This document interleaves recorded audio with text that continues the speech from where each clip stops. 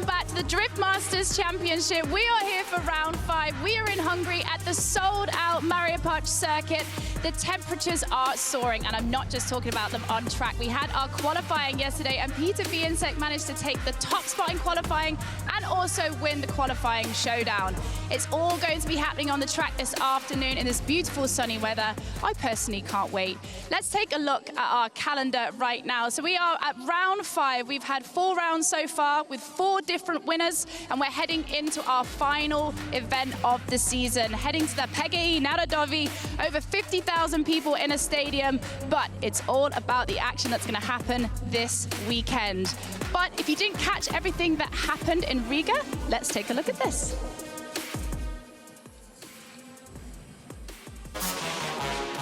Hello everybody, and welcome to the Drift Masters Championship. We are here for round 4. It's Riga, baby. We are here at the Bekerneki track in Riga, Latvia for the most dangerous, unpredictable and exciting circuit of the year.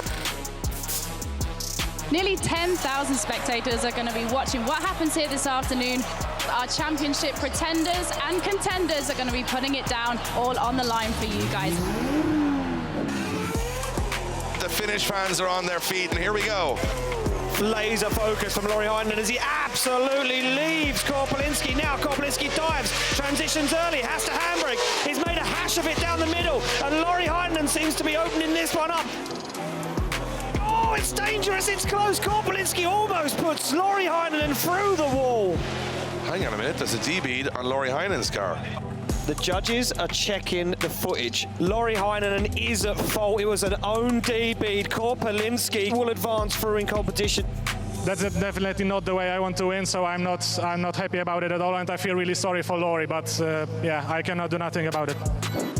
Crashes, thrills, spills, some of the best chase driving I've ever seen in my life, some of the closest transitions I've ever seen in my life. Riga has delivered once again. We are in for some of the craziest finals we've ever seen. Time for talking is over. Time for podiums is here. Let's go to the semi-finals. And here we go, McKeever and Shanahan. And Shanahan comes in as the defending champion. McKeever wants to be the champion. McKeever's not stepped on the top step of the podium this year. And if he has to, he's got to go for Shanahan here. On the inside goes McKeever. Dropping out of the zone a little bit, but he stays on the back bumper. Big transition from both drivers as they fire through the center of the section faster than anybody. So McKeever gets it wrong. McKeever's in the wall. McKeever's in the wall, and it all goes wrong in an instant. Okay, it looks like they are both okay. That was a big, big hit from Dwayne McKeever into that tire wall, and it is official. Connor Shanahan, he is back in the final. Korpelinski, well, what a name he could make for himself here if he takes down Dean in the semi-final.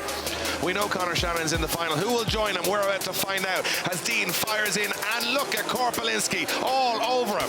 Oh, he's absolutely glued to him. Through the transition, through the smoke he comes. Korpelinski not letting James Dean get away. Dean shallow on the outside zone. Now he goes wide to the curb. Korpelinski still there. Dean can't shake the Polish driver as Korpelinski takes a chunk out the side, takes a bite out James Dean's door. Oh, hold the phone.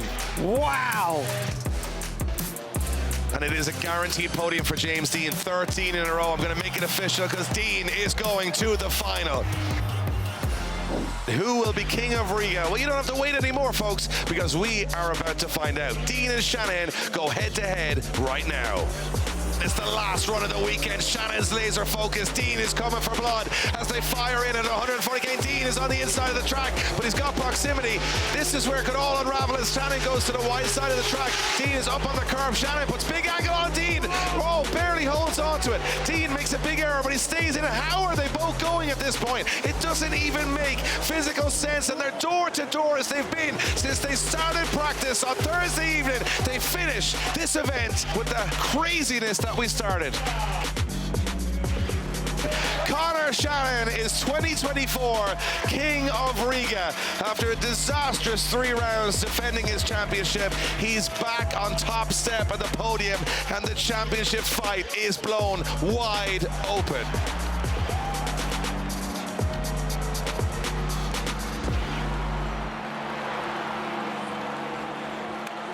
Well, there you have it. That was our Riga recap.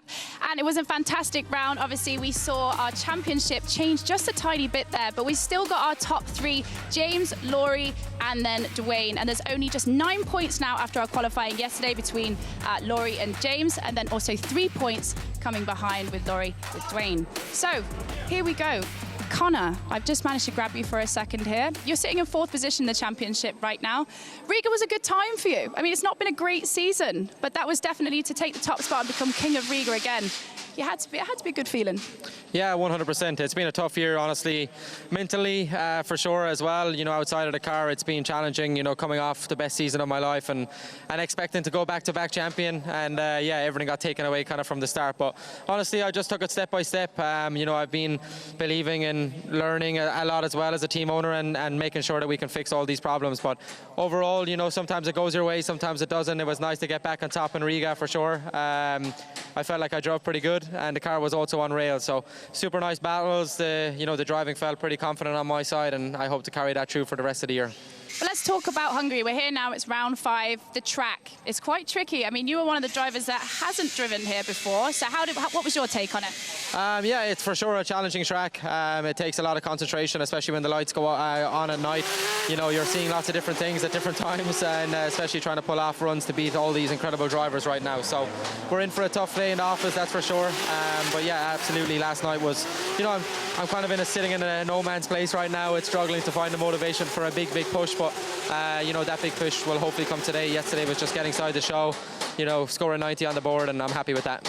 Well, let's talk about the championship. I mean, you're sitting in 4th right now. You're just shy of that 200-point mark. We've got some interesting top 32 battles. I mean, say if a couple of the top 3 get taken out in top 32, it could leave a door open for you. Are you still keeping that championship hope alive? Yeah, I got the chance to take one of them out myself, so for sure the place of 3rd is maybe in my own hands if I really want to work for it. But, you know, I kind of left the championship, you know, thoughts in the back of my mind this year. It's been tough, and I'm just kind of enjoying driving, hanging out with the team and putting on a show for everybody who's watching. So for me, the plan is to go out. You know, Dwayne is hungry for his first championship. I know what that feeling is like.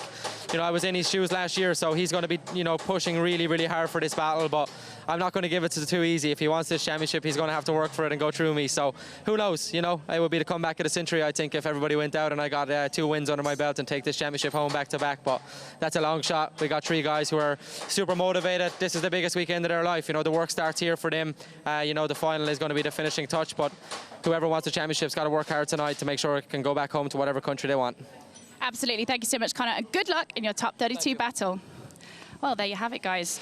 Connor Shanahan is going to face Dwayne McKeever in his top 32. Some huge battles. I mean, Drift Masters, there are no easy battles, but there's certainly going to be some very difficult ones today. And goodness me, this heat is absolutely everywhere. We're seeing track temperatures right now of over 40 degrees.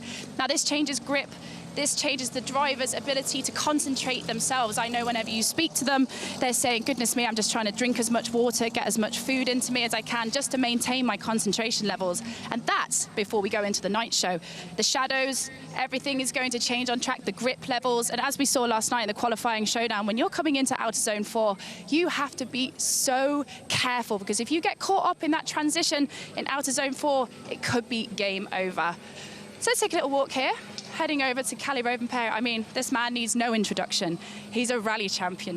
He is a GT driver. He is a drift car driver. He's a man that does it all. And he's right here with me now. Kalle, we're absolutely delighted to have you here with us at Drift Masters.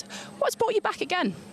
Yeah, it's the sport of drifting, which is really fun, and of course, yeah, Drift Masters is the highest level, really cool events, a lot of fans and people, so yeah, it's nice to be here. I mean, you're qualifying yesterday. We're going to take a quick look back. The last time you joined us was Poland. This man was taking out his 890 Supra and just put an absolute flyer on the board straight out the box. It must have been a nice feeling to back up that performance. Yeah, it was nice to do well yesterday also. Quite different track and different feeling, but yeah, we still managed to do a good run, so happy with that. Have a quick look at the car there. Was it just having some routine checks over, or did anything happen in practice for you? Because, I mean, obviously we had night practice last night, which sometimes can open the door to small incidents. Yeah, actually we managed to do all the practices without any issues, so that's already a good sign. That is a good sign. Well, Kalle, every battle in Drift Masters is a hard one, so I'm going to wish you the very best of luck, and we can't wait to see you, hopefully, in a couple of hours' time. Thank you. Right, guys, what I am going to do is I am going to pass you back on up to our kings of the commentary box, Dave Egan and Ian Waddington. I know that they're sat sweating in what they call the aquarium because they're in the middle of the track for the first time. They have the perfect view of everything that's going on around them. So, guys, how's it feeling in there? I'll tell you what, Becky, it's not cold. That's what it is. The temperatures have been soaring all weekend, and so has the anticipation for this, the most, I think, important round of the season so far, because this is where championship hopes are going to be created or destroyed. 3 drivers go in with, I think, maybe an outside chance for Conor Shanahan in the 4th, as you heard in the interview, but it's got to be looking at James Dean, Dwayne McKeever, and Lauri Heinonen as they have to hold it together. And if you see this top 32 lineup, it is going to be an uphill battle for everyone.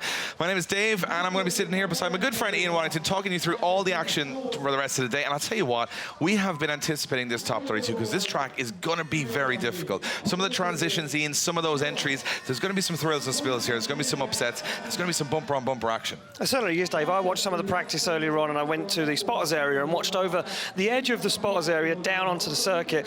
And there was a point on the circuit that you don't get to see on the broadcast, and that is how close those front bumpers are after outside zone 4. It's treacherous, it's dangerous, and once it gets dark, it's going to get even worse. Absolutely. Well, we don't have to decide who wins and loses, and neither of you guys at home. We get to sit back and enjoy it. But there are 3 men in the tower that do decide who wins and loses as we get through the competition. We're going to head over to our head judge, Vernon, to talk us through this very tricky and technical track. Vernon, not the easiest one on the calendar, and one you guys are going to have to keep your eyes peeled for.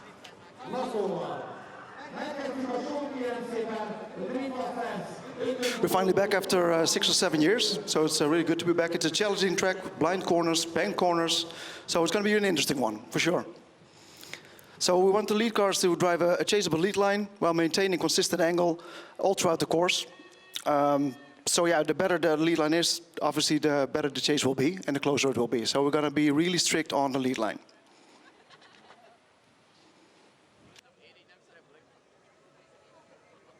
And so for the chase driver, they have to maintain a close proximity as long as they can, initiate no later than the lead driver, match or better the lead driver's angle, and mimic the transitions and the line of the lead driver. Thanks, Vernon. I'll tell you what, this is not going to be easy for the judges here today because there's a lot of transitions where drivers are doing things a little bit differently, and some of those chase drivers are going to adapt very much on the fly to where that lead car goes around the track. Do not be surprised if you see some bumpers going flying here in the early stages of the top 32.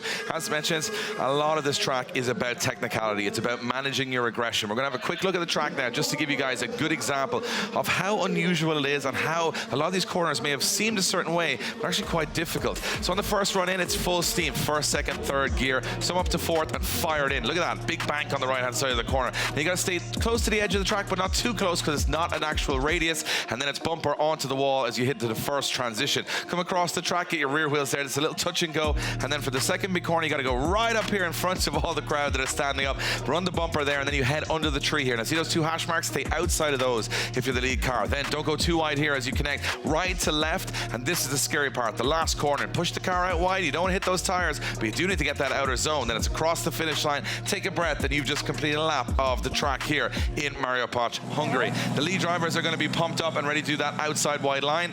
And I'll tell you what, the chase drivers are going to have to manage their aggression, or we could see some big thrills and spills. As you can see, big names going into that top 32, including Adam LZ, who had a storm of a qualifying session yesterday. And this is how our top 32 is lined up. Massive battles for the championship everywhere. Here's where we're looking especially. Lauri Heinonen, Max Heidrich. Lauri, a must win for him. You can see, as I see Lauri there, has to do what has to get put up by Max Heidrich, or that championship is going to go amiss. Then you look over to the other side of the bracket. Dwayne McKeever goes up against last year's champion, Conor Shanahan. If Dwayne wants to be this year's champion, he's got to take down last year's champion, or his championship hopes might be over. And James Dean and Kevin Pizor rematch after Riga, where Kevin Pizor came very close to beating James Dean. Kevin Pizor has a win under his belt this year, so does James Dean. So they go in there, well, James Dean with more trophies in the cabinet, but Kevin Pizor with a point to prove. Those are the 3 big championship battles, Ian, and they've got to hold their nerve now, because if they make a mistake, Poland won't matter. They will be too far back in the points. This is going to be very, very interesting. Well, the crowd are ready. We're ready. The temperatures are soaring. The track conditions are perfect. And we got 32 drivers who all want to make up the top 3 on the podium. It's time to head to our top 32.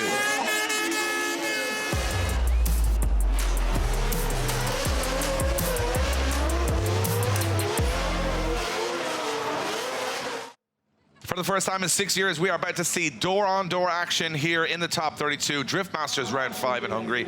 And we have got to start with the man that wowed us all. Not only winning qualifying as top qualifier, but winning the qualifying showdown. Piotr Więcek seems like this Supra is on rails. He is the most successful driver in Polish drift history, and he goes up against a rookie in Dawid Sposób, who's in his first year of drifting, also from Poland.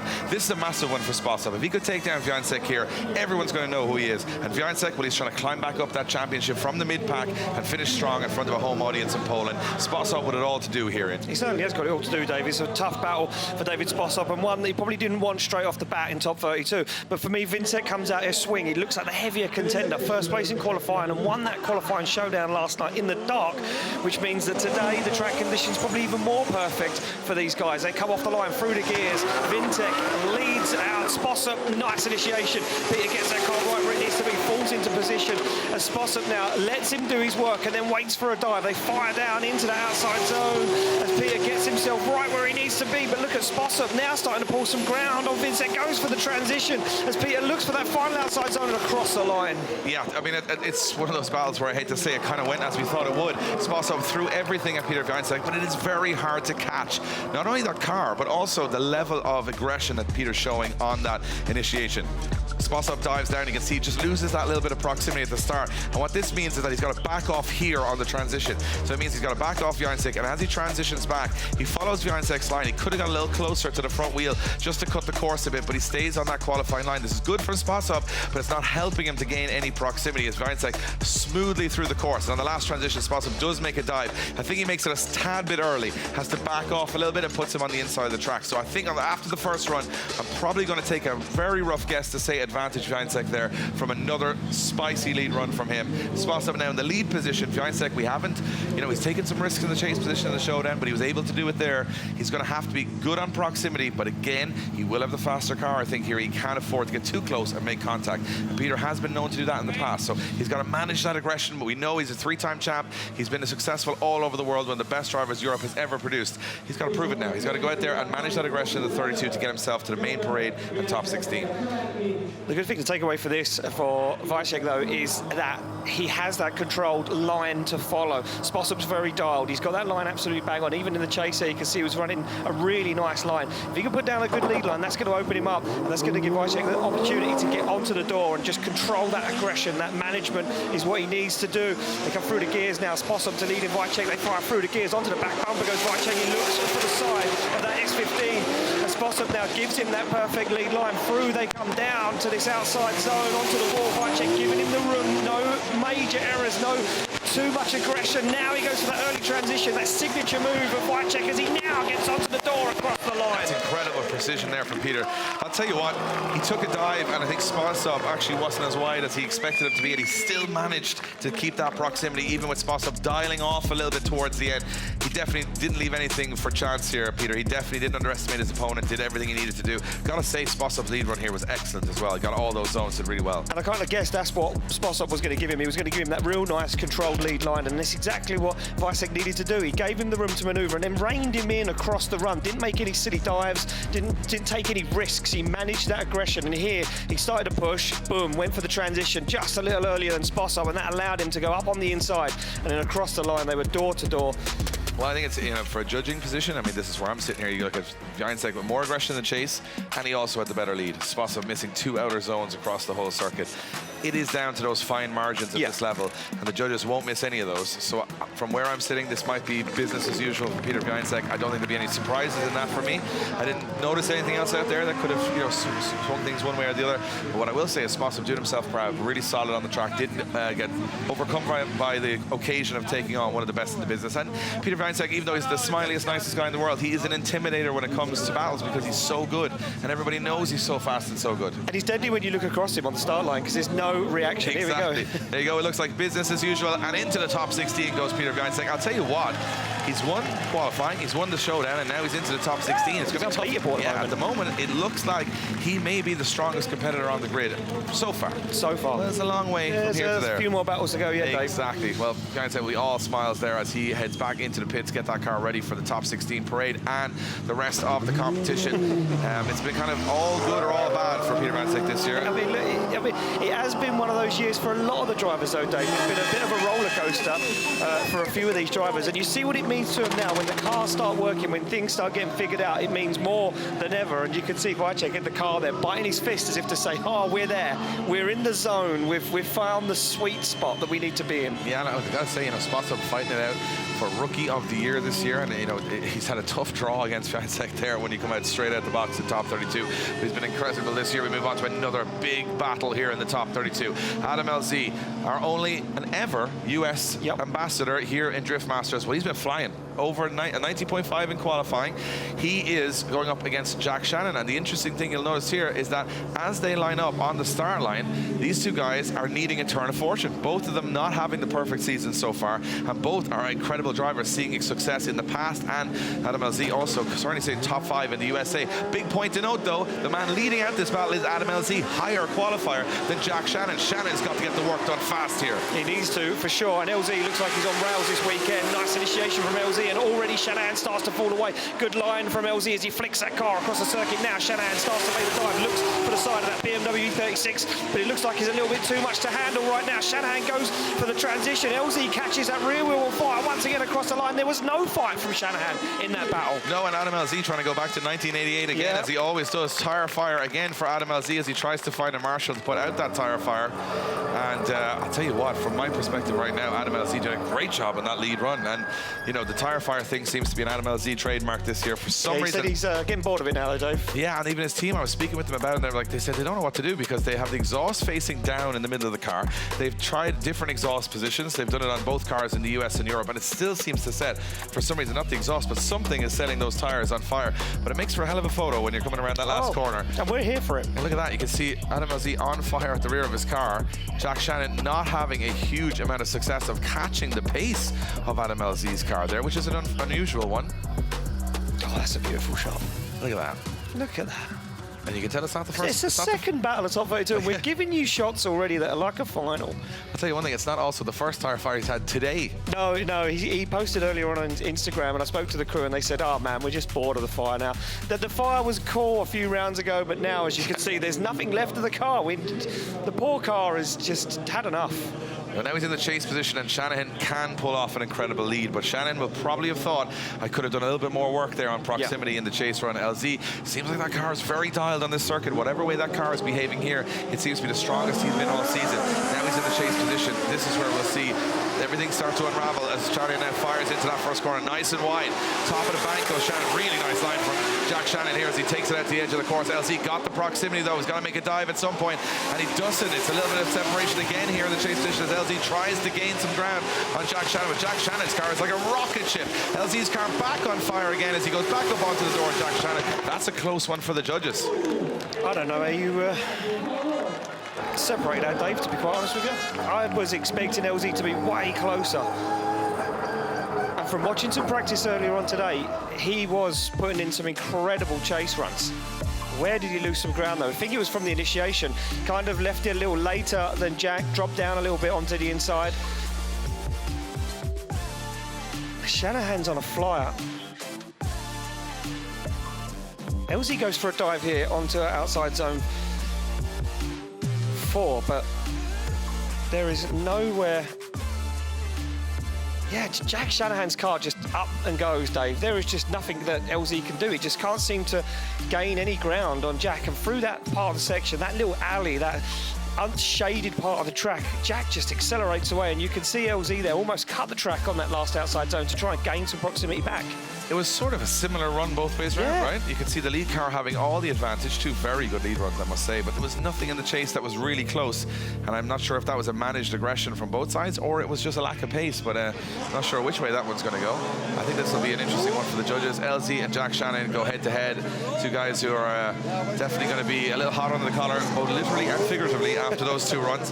And I'll tell you what, both of them are not going to know right now which way this one's gone, because I don't feel either of their spotters will be like, I don't know, man, it was pretty similar both ways. It's going to come down to technicalities. Who's going to go through to the top 16? And it's Jack Shanahan getting the win. Jack Shanahan gets the win and goes through to our top 16. And I'll tell you what, Vernon, any just little, must have been pretty tight, that one. Yeah, it was really tight, actually. It all came down to the lead runs. We all thought that Jack was just a little bit better. Chase was similar. So the lead run did make the decision there.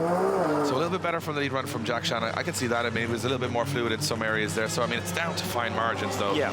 And LZ will probably feel like he hadn't put a foot wrong all weekend, and he still goes home in top 32, which is, I mean, it shows the level of competition, right? I mean, I think in the chase position, you have to be extra special. I think you're going to have to take the risk and make the dives. LZ went for a dive on the outside zone, down towards where the crowd are, right on that dangerous part of the circuit, but I don't think he did enough there. I think he stalled up and just didn't take the advantage. Huge.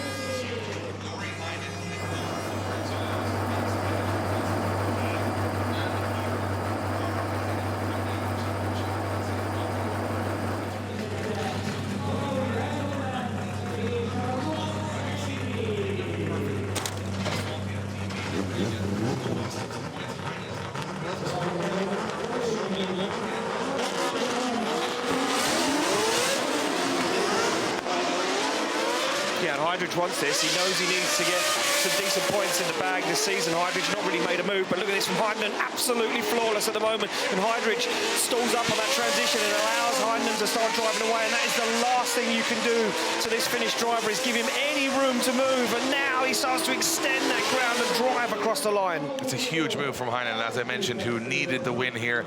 I mean, if you look across the bracket, he's got to see how Dwayne McKeever and James Dean do. With James Dean starting to edge that little bit of a lead with more points in this qualifying showdown. Now Heinen's got to do better than those 2 at some point between now and the end of the season. That's just maths, or he's going to not win the championship. So he's got to do it here. He's got to get back in the mix to give himself any breathing room in Poland. Got to say, Heidrich, though, does comfort on the first corner. Really nice initiation from Heidrich, and you can see that he definitely doesn't want Lauri Heinonen getting away from him. And he does a lot of brave moves. The one thing that I noticed, though, is on the transition, gets a little bit caught for it, and then when he transitions back, doesn't have the proximity. Maybe put a little bit too much angle into his chase run, and therefore Heinonen, once he got that opportunity, he was up and gone. Yeah, he was up and gone. Like I say, you can't give him that room to manoeuvre. You can't let Heinonen go. And the problem is with Max Heidrich is he's got that big flair, that big style, that big angle, and he dials out on sometimes at the wrong parts, Dave, and the showman comes out rather than the battle driver. Yeah, I mean, Heinonen now in the chase position, he's going to be feeling like his spotters on the radio saying, look, you have the advantage, Lauri, now make it work. Get through this battle, put it on Heidrich's door. Heidrich's going to throw a wild entry in here, hoping to throw off Heinonen into the first corner. Let's see what happens on big angle from Heidrich. He goes right to the edge of the circuit, very aggressive from Max Heidrich. Lauri Heinonen waiting to pounce in the background here as he comes through. Much more proximity now from Heinonen as they come through this center section. Heidrich on a great line in the lead, though, and Heinonen with that little bit more proximity. Early transition from Heinonen, that's what Heidrich didn't do, but Heidrich great at the lead, and Heinonen does a great job of putting it on the door. That was so perfectly executed on that transition from Lauri Heinonen. The way he positioned the car, that transition, he knew exactly where to move to dive up on the inside and get onto the side of Max Heidrich. And Lauri Heinonen looks like he's stuck in his car potentially, but you've got to give it to Max Heidrich. What a lead line. Look at this, right up high, and that on that ever so slightly banked corner, gets that car to the outside zone. The transition was flawless as well. Look, not too much angle. It carried the speed, carried the pace and the momentum into this outside zone. But all that done was open the door for Lauri Heinonen. Lauri Heinonen here was absolutely textbook. Watch this transition, went, bam, perfectly timed. Look where he positioned the car, up on the inside, so he knew he could drive along the door of Heidrich. That was so good from Heinonen. I think that last corner is going to decide quite a lot today, because if you have no proximity there and your opponent does, well, that's a big telltale. Yeah. Very easy for the judges to say, you know, if the lead run is good on both sides and one driver's closer than the other, well, that's the advantage. So it looks to me like this, from the outside looking in, looks like Lauri Heinonen in the chase position has definitely had more proximity. Let's see which way the judges go. I mean, we never know. No. We're watching it more from an entertainment point of view than we are from a critical point of view. Let's see which way will Lauri Heinonen continue the dream of the championship this year and go through. You bet your bottom dollar he will. He's into the top 16. Lauri Heinonen gets the win and goes through to the top 16, and that will take the pressure off him. He's now one move ahead of Dean and McKeever. So he's looking at McKeever and Dean saying, your move now, boys. You've got to win your battles or I'm starting to catch up. So it's all a game of chess behind the scenes, and I love that. Max Heidrich, great job. Didn't really do anything wrong. Again, similar to LZ, there was no major mistakes. It was just that lack of aggression. So let's go down to the track. Becky is with Lauri Heinonen. Pressure is a little bit off now, Becky, and now it's moves for Dean and McKeever as Lauri gets his job done. The top 32 is always a nervous one, isn't it, Lauri? Yeah, I hate him. You know, you were coming through there and you look to have everything absolutely dialed. Is the track feeling exactly like yesterday when we were in this heat? I cannot actually say because we didn't drive that much yesterday. We missed a lot of practice because of we lost the clutch in some point, and then the supercharger belts keep popping up. So I don't know. So feeling confident for this afternoon going into the top 16? Yeah, we had our first full practice, so feeling confident from every run on. Perfect. Good luck in the top 16. Thank you, Lauri. Thanks, Becky. I'll tell you what, you know what? Business. Man of few words. No, but he's got some business face on there. He's like... But he looks like a man, Dave. He's ready to do some business. He looks like he's determined. He's got the suit on, yeah, and he's got the briefcase in the bag. He does. He's not... And he's handing out... He's no handing majors. out. He knows... You know what? I'll tell you what Lauri Heinonen hates. Second place. Yeah. He's been sitting in second place. He's been the bridesmaid for a few years now. Oh, second in Poland, second in the championship, second. He gets his first win in Finland, and then Riga doesn't go to plan. He's got to get back on track here because he was unbelievable for the first half of the season. Will he be back on track later? I mean, I'm talking figuratively. Oh, sorry, mate. Yeah. So I think from my perspective, he's now put the pressure back on his opponents here. Yeah, there's a lot that can happen from here until the end of the top 32. We move on to another big heavyweight battle between Juha Rintanen and Joakim Andersson. Andersson looking for a turn of form this year. Rintanen has been a little bit, you know, I would say inconsistent. He had a super season last year, was in the conversation for a champion going into Poland. This year hasn't worked quite his ways. He's tried a few new things, new techniques. He's been brilliant in some rounds, and other rounds he's left a little bit lacking. So hopefully today, both of these guys can drive their hardest here. We've had some great battles so far, no major errors. It's going to come down to that aggression as we have Rintanen lead in Andersson. Yeah, nice initiation from Rintanen as he gets that car right where it needs to be. Andersson nowhere though, down the inside now, needs to try and work his way back into the groove, and you can see a shallow transition from Joakim Andersson as he tries to find the side of that GR86 as Rintanen gives him the perfect lead line to follow. Now Joakim Andersson goes for that transition but just can't make use of it as he fires it across the line. Hard to know. I mean, it looks like Rintanen's car, the pace in that car is very tough to hang with. I don't think in many ways Andersson did anything too wrong there. You just didn't have the pace to catch Rintanen. I mean, I think he made one mistake, and that was here. Look, where he initiated. A little bit. It was shallow. Yeah, a little bit shallow. And he realised that. He lost a bit of ground here, so we have to cut the track on the inside. You can see on the left foot brake, Rintanen's going right out to the wall. He's on the inside of the track, and he doesn't really capitalise that. He's actually completely on the opposite side of the zone too, so it kind of falls away a little bit there. Does pretty good coming up the line. He does go for the transition. He goes for a brave one down the inside, but even when he does, it doesn't look like he can catch him. No, he doesn't capitalise on it. There was all the opportunity there for him to dive up the inside, but hey, I think it's so difficult from coming. Look, the cars are fully shaded there. We spoke about this yesterday. They come out of that little alleyway, it's full shade, and then they boom into the sunlight, and I think it's hard for drivers to adjust that quickly. Your muscle memory comes into play massively then. They sit back on the line, Joakim Andersson to lead out Juha Rintanen. I think Juha Rintanen would have been on the radio to the spot saying, you know what, I don't think I need to do too much right now. No, I think any proximity here will be good. I mean, he can't be too soft. No. He has to make it work, but Andersson's definitely left the door open here if Rintanen can get the proximity, and he does. A very wide line from Andersson, and it allows Rintanen much wider, right in the smoke cloud as they come down through the transition. Rintanen is in the perfect place to pounce, getting up onto the door as soon as he can. But look at this, Andersson now starting to find a gear and move as fast as he can, and Rintanen now getting left a little bit behind as Andersson slows down just before the line, allowing Rintanen to make it look a little bit better than it was. I think Rintanen was pushed on the ropes a little bit there for the second half of that run, because Joakim Andersson stepped up a gear and started to drive away a little bit, and I think it wasn't for Rintanen playing it cool and having that experience experience as a driver. I think he could have left himself in trouble there. Let's take a look back at the replay.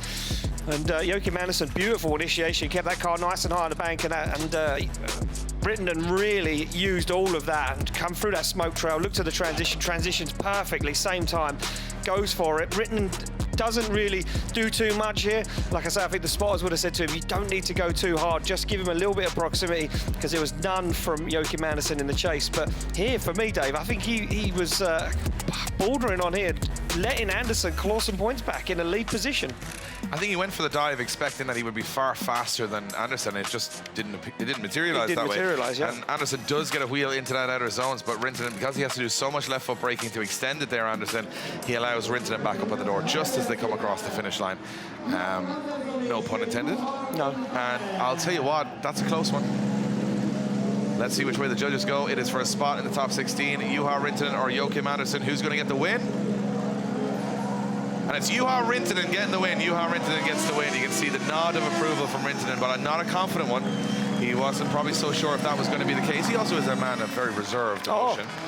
What you're trying to say the Scandinavians are very reserved? The finish. Oh, just the finish? Specifically the finish. Oh, no, yeah, because Oran Nilsson and Kavia are very animated. Yeah. So I think it's a Finnish way of being, very cool, reserved, calm, collected. Yeah, and don't celebrate until you have something to celebrate. Point Lasco's like that as well. He's very... Kalle Rovanpera. Rovanpera, very calculated and cool. Kimi Räikkönen, famous for being for that. incredibly calculated. Or very reserved. Calm and reserved, yeah. But and Andersson, it's not been the perfect season for Joakim Andersson. No. New car this year, and again, you're always trying to figure things out as you go along. Well, talking of Kalle Rovanpera, Dave, he's on the star line. Now, Kalle Rovanpera hasn't sat into a drift car since September last year in the stadium in Poland. He just dusts off the Supra this weekend, puts in over 90 runs, and now goes up against, and I'm saying this out loud, an RX-7 FC from local driver Luca Fuschini. Not local, he's Italian, but as I said, he competes here in Hungary. I knew what you meant, Dave. Yeah, sorry. And if they tuned in yesterday, they also would have known he's the 2023 Hungarian champion. Yeah, on paper, Kalle Rovanpera has done no drifting. No. And Luca's done a lot more. Does he come into this battle as the outsider? No. He's battling the 2023 Hungarian champion. Who's done very well on this track yesterday. All I know is this is a mad battle to happen. So you've got the two-time World Rally champion going up against an RX-7 FC with a V8. Let's see what happens as they go through the gears. Kalle Rovanpera in the lead, Luca in the chase. Wow, look at that initiation from Rovanpera right to the edge of the circuit. Now drives away, and I don't think Fuschini was ready for that one. It caught him way on surprise as Rovanpera puts a back bumper and a Supra to the wall. Fuschini now look down the inside, shortcutting the circuit. He knows he needs to claw back some lost ground, but Kalle Rovanpera is up and gone across that line. That car is on rails. He's just so confident in it. He's so good. And it's scary to watch him jump into a car at this level. I mean, look, let's be honest, he's a professional driver. He's one of the most accomplished drivers in any discipline. And he's so young. But what I do love about this is that if you're Luca, you're going to get a photo of you door on door with the two-time World Rally champion in Hungary. That's pretty cool. For a wild card, that's as much as you could hope for. I mean, that's very cool. And he doesn't do a bad job. I mean, he gets outpaced. Yeah. That's for sure. He's got the lowest horsepower car on the grid, Luca, so that's going to happen. But he does well to kind of cut the gap. He does an early transition here to try and gain some ground. He does a brave one here. But again, even on those, you can see just how much pull is in the Supra compared to the RX-7. And Kalle Rovanpera hasn't really made a mistake this entire weekend, which will seem incredibly daunting for everybody else on the grid when he's here, and I'm going to use air quotes here, for fun. Oh man, I'm just looking at already who's gone through, because I like to ruin my rest of my weekend for myself and tease myself, but that is stacking up. Here we go, back on the line we go. Luca Fuschini to lead out Kalle Rovanpera as they fire in. Fuschini very reserved, tentative entry, but gets it done, gets to that qualifying line, but that opens the door for Rovanpera. Rovanpera goes for that bumper on that Mazda RX-7 as he puts it to the wall. And look at this, there's no shaking Kalle Rovanpera right now. He is right with him, all over the side of him. Perfect transition from Rovanpera as he glues it to the door of the Italian across the line. I gotta say though, good lead run from Very Fuschini. I mean, it was almost halfway through the run when we saw Kalle that close. We're like, this is a formality from here. But I've gotta say, Luca threw down everything that car had. Gotta say, very impressed. Even on initiation, you can see Kalle diving in. He's like a cat with a mouse. He's got so much go that he can kind of sit there in the pocket and just attack when he needs to. But look at that lead run. Getting those zones, transitioning through. Look at the size difference in these cars as well. Look how big a Supra, which isn't a big car, looks compared to an RX-7 FC. Goes to show how big cars have gotten over the years, right? So as he transitions through, yeah, this is just a really good lead run from Luca. He's right to the edge of the track, but it actually allows Kalle Rovanpera to get closer, be confident, and I think the result is going to be a predictable one here. Still, though, to see the World Rally Champion and an RX-7 in competition in 2024, I'm pretty happy with that. Tick the box. Tick the box. And having a good chat after that one. Let's see which way the judges go. I think this one might be an obvious decision, but not all going to be. No. But an exceptional lead from Rovanpera and an exceptional chase. Luca Fuschini gave it everything he's got. But on this occasion, it just wasn't enough as Kalle Rovanpera moves through to our top 16. And I don't think there's many people here that surprised with it after the driving he's done for the last 2 days. No, he has been on form, Dave, and seems to be working for him. And maybe not driving a car is the key. I don't know if that is ever going to be a sentence. You know what you're doing? You're doing too much driving. Too much practice. You're doing too much. But you need to do less. Yeah, just don't drive like the car. Paul Rudd in the film. You do too much. You're doing too much. Do less. So, but he's also been driving everything with wheels for the last 12 months, from GT3 cars to rally cars. To see him on a motocross bike as well. Just trying it all out. He's just basically saying, what are one of these things could I be great at as well? Yeah, if he's got an engine and wheels, he's involved. He is a man that can step into anything. You can put him in a shopping trolley around here and he'd probably do pretty good.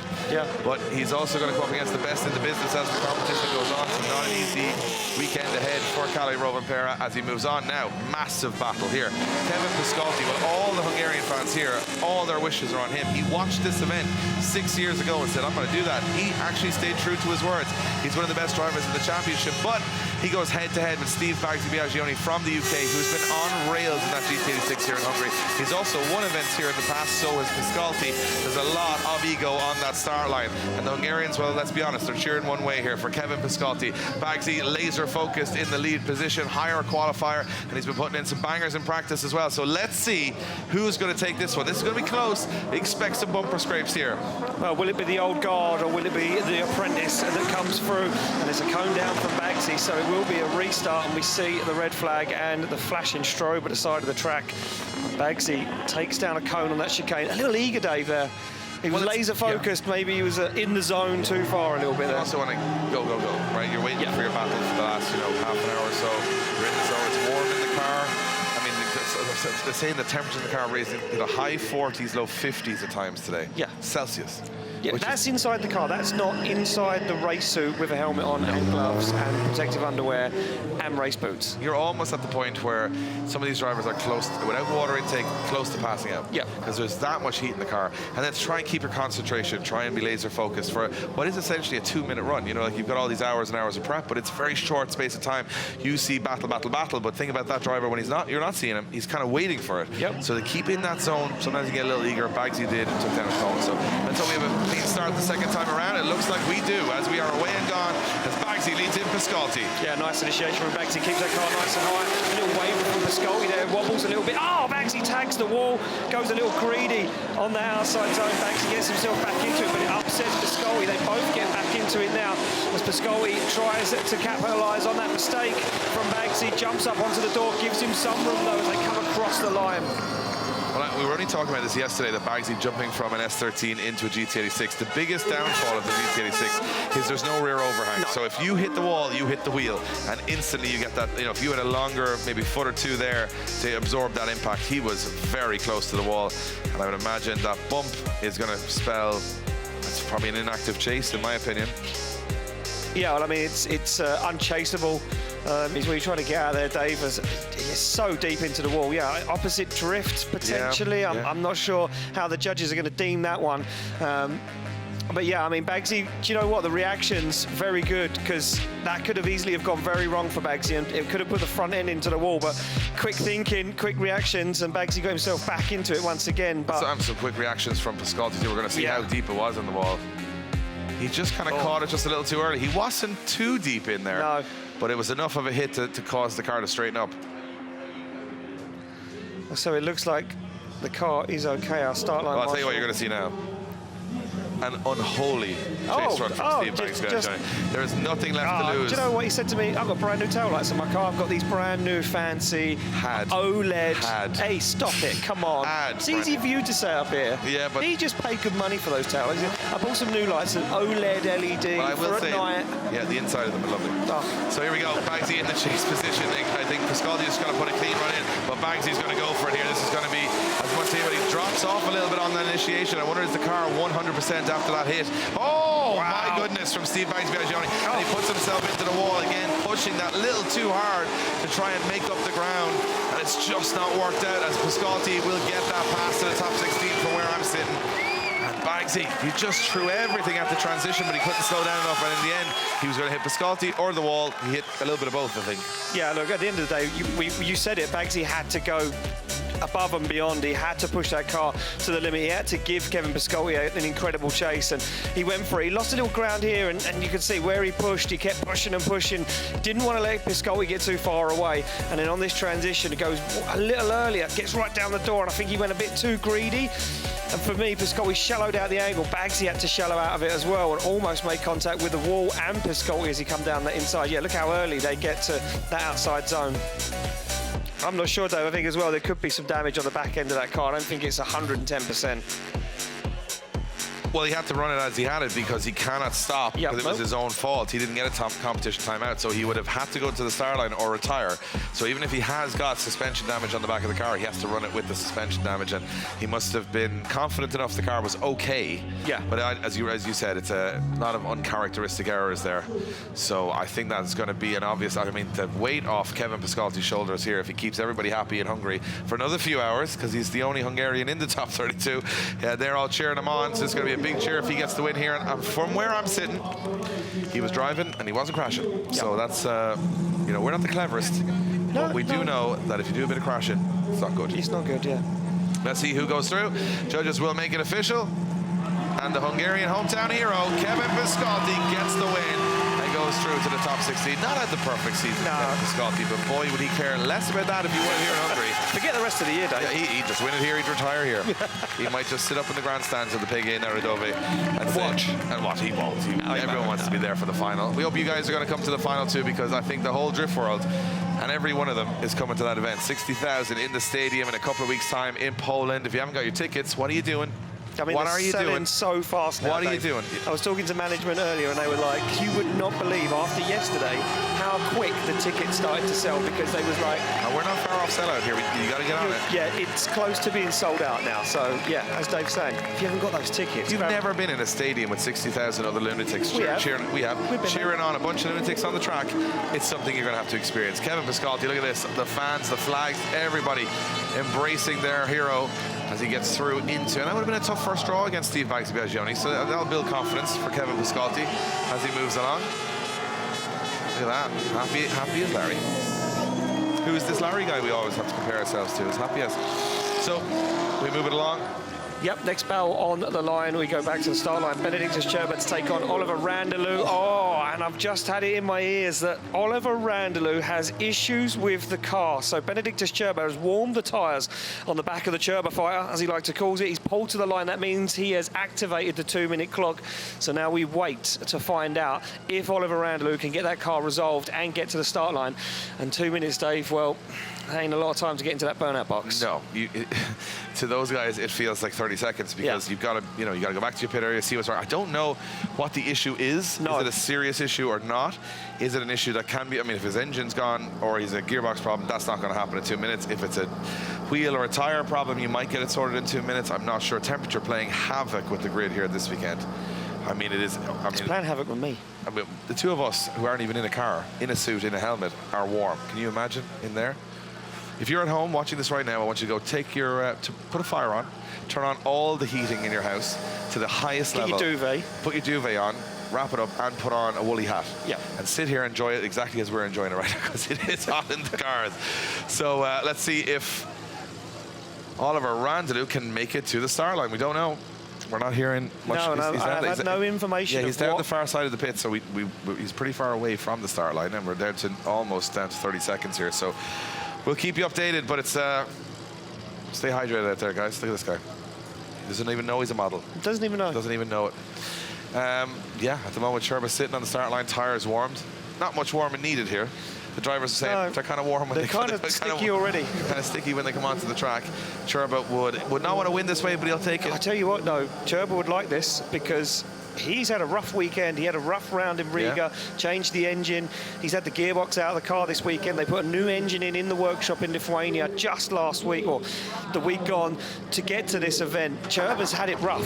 So for Čirba to get a top 32 buy into 16, I think you take that. And he's in the top 10 of the championship. Yeah, it looks to me like he's made the clock. So and there it looks we go. to me all around who has not made the clock. So I would imagine. But they're going to allow him to re-warm the tyres after sitting there for 2 minutes. I guess he won't do too much yet. And he's going to go into formation, and Čirba looks like he'll get the buy and advance through to the top 16, which means we lose Oliver Randeloo. Yeah, so unfortunate. And you know, Finland, the radiator cap failed. Oh, he's had so much bad luck. Just a new build, you know, those new builds, those new problems, they arise ahead. So we know the formation by now. All he has to do is initiate and complete the first corner, and he will do that. But knowing Benediktas Čirba and the issues that he's had so far this weekend and following weeks. Well, I think what he's going to do now is just get that lap in. Yeah. I mean, if you're super comfortable on the track, you're going to just say, yeah, I'll initiate the first corner and not risk the car. But if you're not super comfortable on the track, if you're hit and miss, and the car has been hit and miss, more so than Čirba has, he'll take every lap and say, yep, that car is working. It's only one lap, it should have been two, so it's still less wear and tear on the car.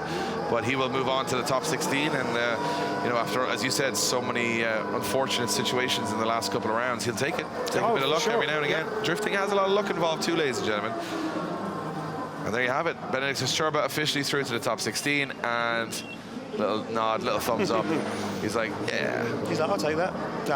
Look, he wouldn't want to have won that way. None of our drivers would want to have won by a formality, but unfortunately that's just the way it goes sometimes, and you take the luck when you can get it, because sometimes lady luck isn't on your side. We go back to the start line for another heated battle.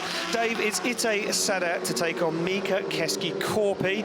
Two guys, I will say, driving pretty well this year. Driving very, very well. Keski-Korpi in that brand new BMW 2 Series this year, changed the platform from the E91 BMW wagon with the M50 turbo. He's gone to a newer generation BMW turbo engine in a BMW 2 Series, and he said, why did I not do this many years ago? Because it works so well. Two guys who also had pretty spectacular crashes in Riga. Oh yeah, just a small one. Yeah, Itay probably the worst crash of the year so far. Worst crash of the year. And unfortunately, wasn't too bad. The car wasn't savable. They saved the car, but they were two bad accidents. Yeah, and then Keski-Korpi backed it into the wall in front of Jack Shanahan, had a little bit of damage there as well. So they've been battling.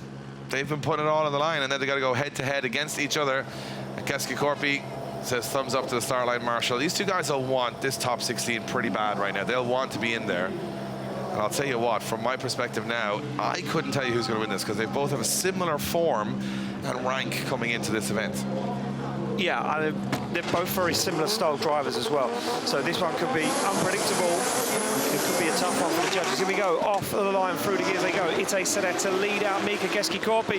Nice initiation from Itay as he fires that BMW E46 up high into outside zone 2. Keski-Korpi, though, not letting him get away. Look at that line he took into the outside zone, but no proximity gained yet by Keski-Korpi as they look for that outside zone. Now Keski-Korpi flicks that car, makes it transition, but he just can't get on the door, just gets there on the line.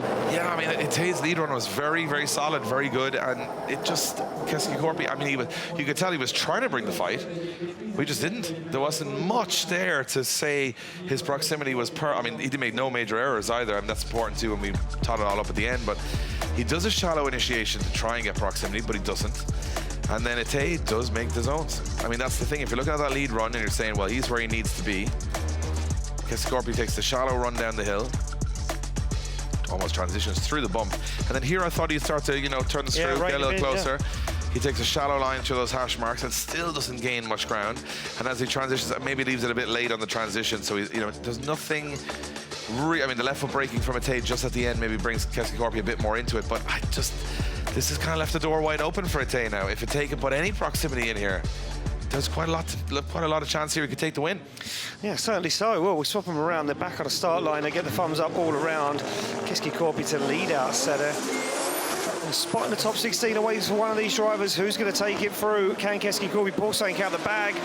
the second half of this, and now he starts to. Look at this already. Itay Sadeh makes a mistake on that initiation, but then Keski-Korpi fails to get to outside zone 2. He's trying to drive away, finds the wall, finds the outside zone. Itay Sadeh starts to rein him in. Can he make the dive down the inside? He can. Goes for a brave transition. They're both into the wall, and Keski-Korpi, the first driver to take it to the wall in that part of the circuit. You could see it coming. You could see it coming. It was a very late transition from Keski-Korpi. He was really flirting with danger there on the edge of the track, and just when he caught those tires, you could tell straight away that was going to be a big hit. I think that might even be bigger than it looked initially. It was a pretty heavy one. That's one of the fastest. It's actually the fastest part of the track. And look at that, Keski-Korpi that goes off. That's a big hit on the front of the car. And remember, I mean, that's a coilover spring and the coilover and the headlight on the floor, Dave. Oh my goodness, I just noticed that. That is a big suspension hit. And for some of you guys at home wondering, wow, these cars all seem to fall apart. The front bumper on that car is about €2,500 just for the front bumper. Yep. So it's actually twice the price of the standard bumper on a BMW. It's because it's carbon Kevlar. And everything that's carbon Kevlar does take a hit, but it is expensive, and a lot of it is missing on the back of Keski-Korpi's car. God, there's a lot of stuff bent on that car. Yeah. I'm telling you, I told you, it was it looks better than it is. Let's take a look back at the replay, though, because Itay Sadeh does hit him. I don't think it was Itay Sadeh's fault. There's going to be a lot controversial over this. There's probably people shouting at their TVs. Yeah, I think Keski-Korpi is going I think at the wall. this was self-inflicted. I think Keski-Korpi was flirting with danger at most parts of the circuit. He was holding on a little bit. He knew he had to do something. He knew he had to pull something out of the back. That drone was almost on the floor there. That was incredible. And look at this. As Keski-Korpi comes through, oh, I think he's in the wall. I think he's in the wall, yeah. He does hit Itay, but it's after he's already hit the wall. So he's forced into Itay Sadeh. Well, you're gonna see on the steering wheel, was there anything before the hit with the wall? No, it's just the hit with the wall for me. He got pinballed. Oh, that's a big one. It was a big hit. You can see the impact in the car there. That was a huge hit from Keski-Korpi. Look how wide he is. He's over the edge of the track here. And then Itay pushed him further, but that's not really Itay's fault, I think, because he's coming in at pace there. Went for it. He had to, because for me the chase wasn't good enough for Keski-Korpi. Yeah. That was a mighty big hit. That guy. Ooh. Yeah. Carbon Kevlar everywhere. Well, you know what? It's like you would think this first corner would be the fastest part of the track, but it's actually the last corner. It's the last corner, where you're picking up the most amount of pace. And yeah, there's a coilover on the ground. There's pieces of suspension everywhere. I think actually the coilover was right beside the car. Our head marshal and track inspector, Maciek Polity, just took the coilover away and put it on the ground beside the car. I've never seen. I think the conversation is they can't pick the car up via that front wheel, potentially, because it's not fully attached. And Itay Sadeh checking in with Mika Keski-Korpi to make sure he's okay. He is okay, but yeah, we're gonna have to lift that car off the track, and yeah, that's the first big hit. We knew one was coming. Yeah, well, somewhere on this track, and officially we will make Itay Sadeh the winner as he goes through to the top 16. No fault of his own. Mika Keski-Korpi pushing too wide, hitting the wall on the last corner, and paid the price. As you can see, the car lifted off the track. And again, Keski-Korpi trying to do the best perfect lead run, but it just didn't work out. Becky, you're down with Mika. That was a pretty heavy hit. It probably felt even worse than it looked.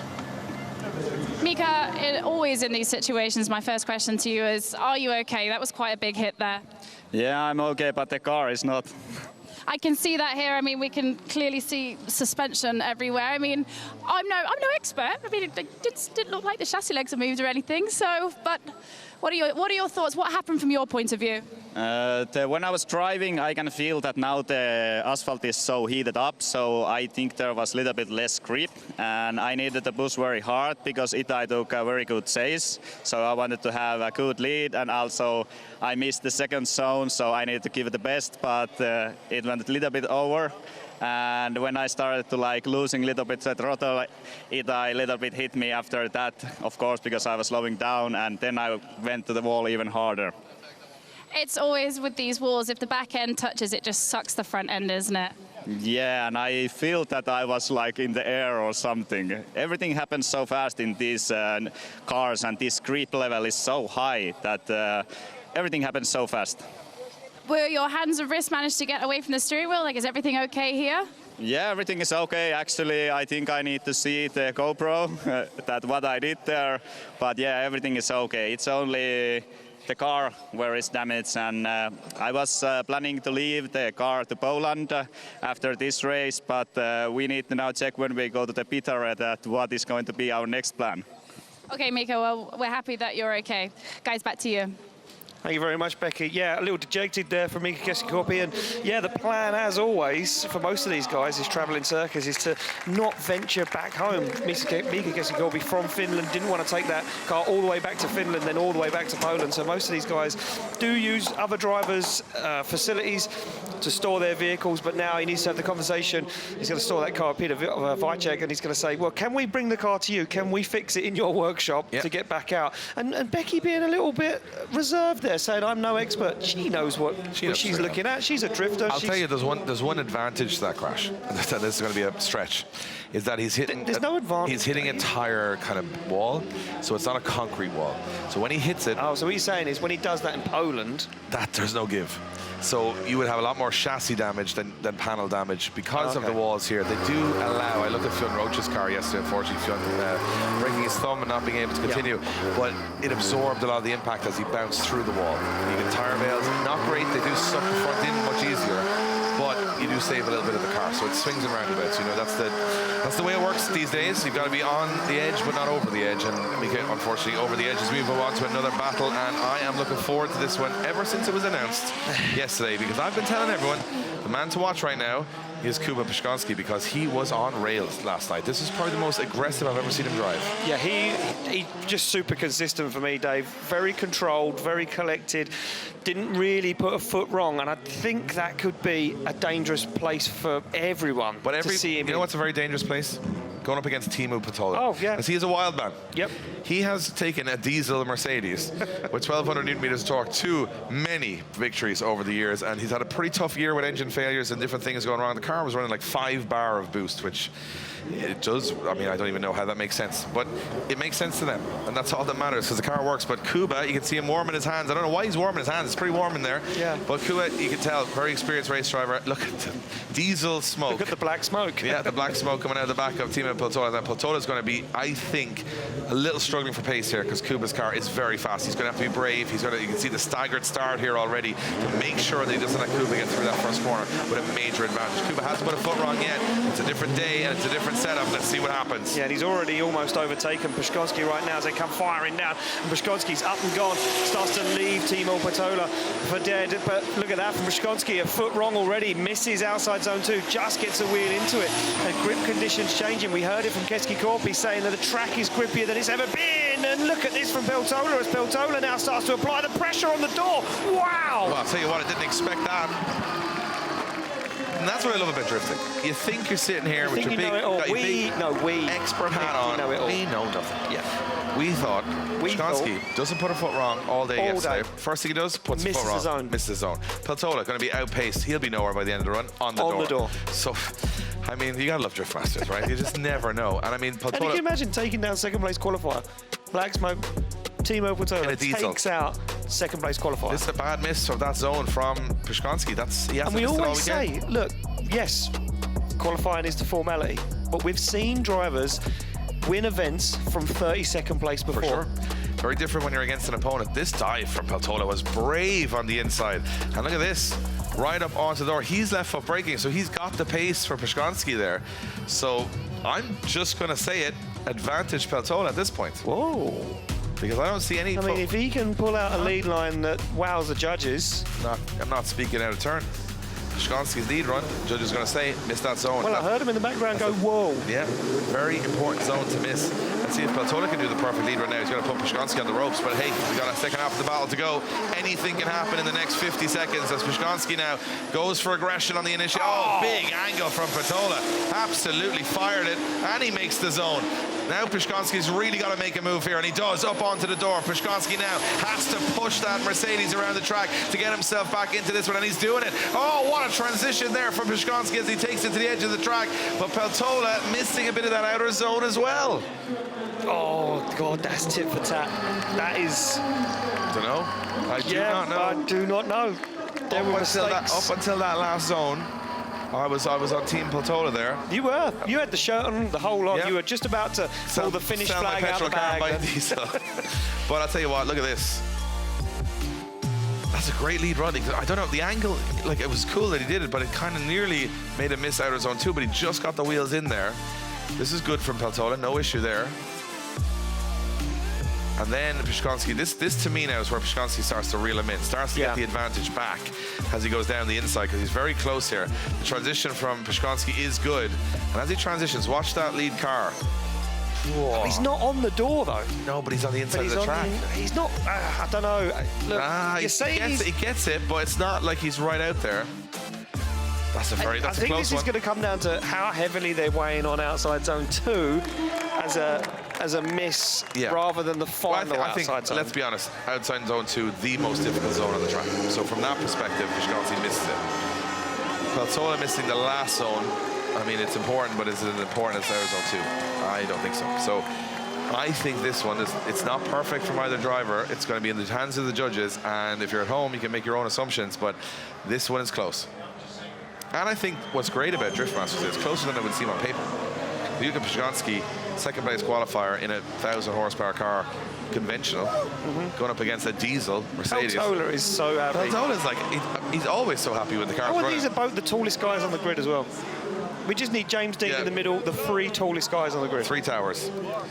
Let's see, Finland or Poland. I think everyone's a little nervous now. There's going to become some teams behind the scenes thinking, we might have won that, we might have lost that. Judges are going to decide it's for a spot in the top 16.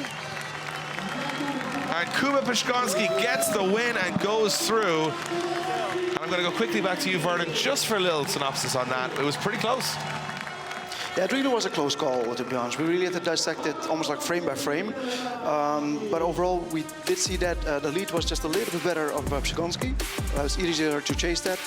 And with Peltola, especially coming from the last part towards the finish, he got it way too much. So there you have it.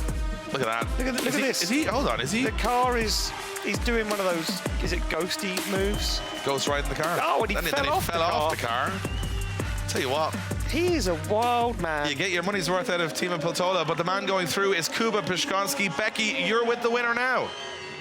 I am, Dave. Kuba, congratulations. You're straight through to top 16. You've been driving amazing this weekend. But I'm going to ask the question that I've been dying to ask you. Whenever you're following Team Peltola, what is it like following that black smoke? Is it distracting?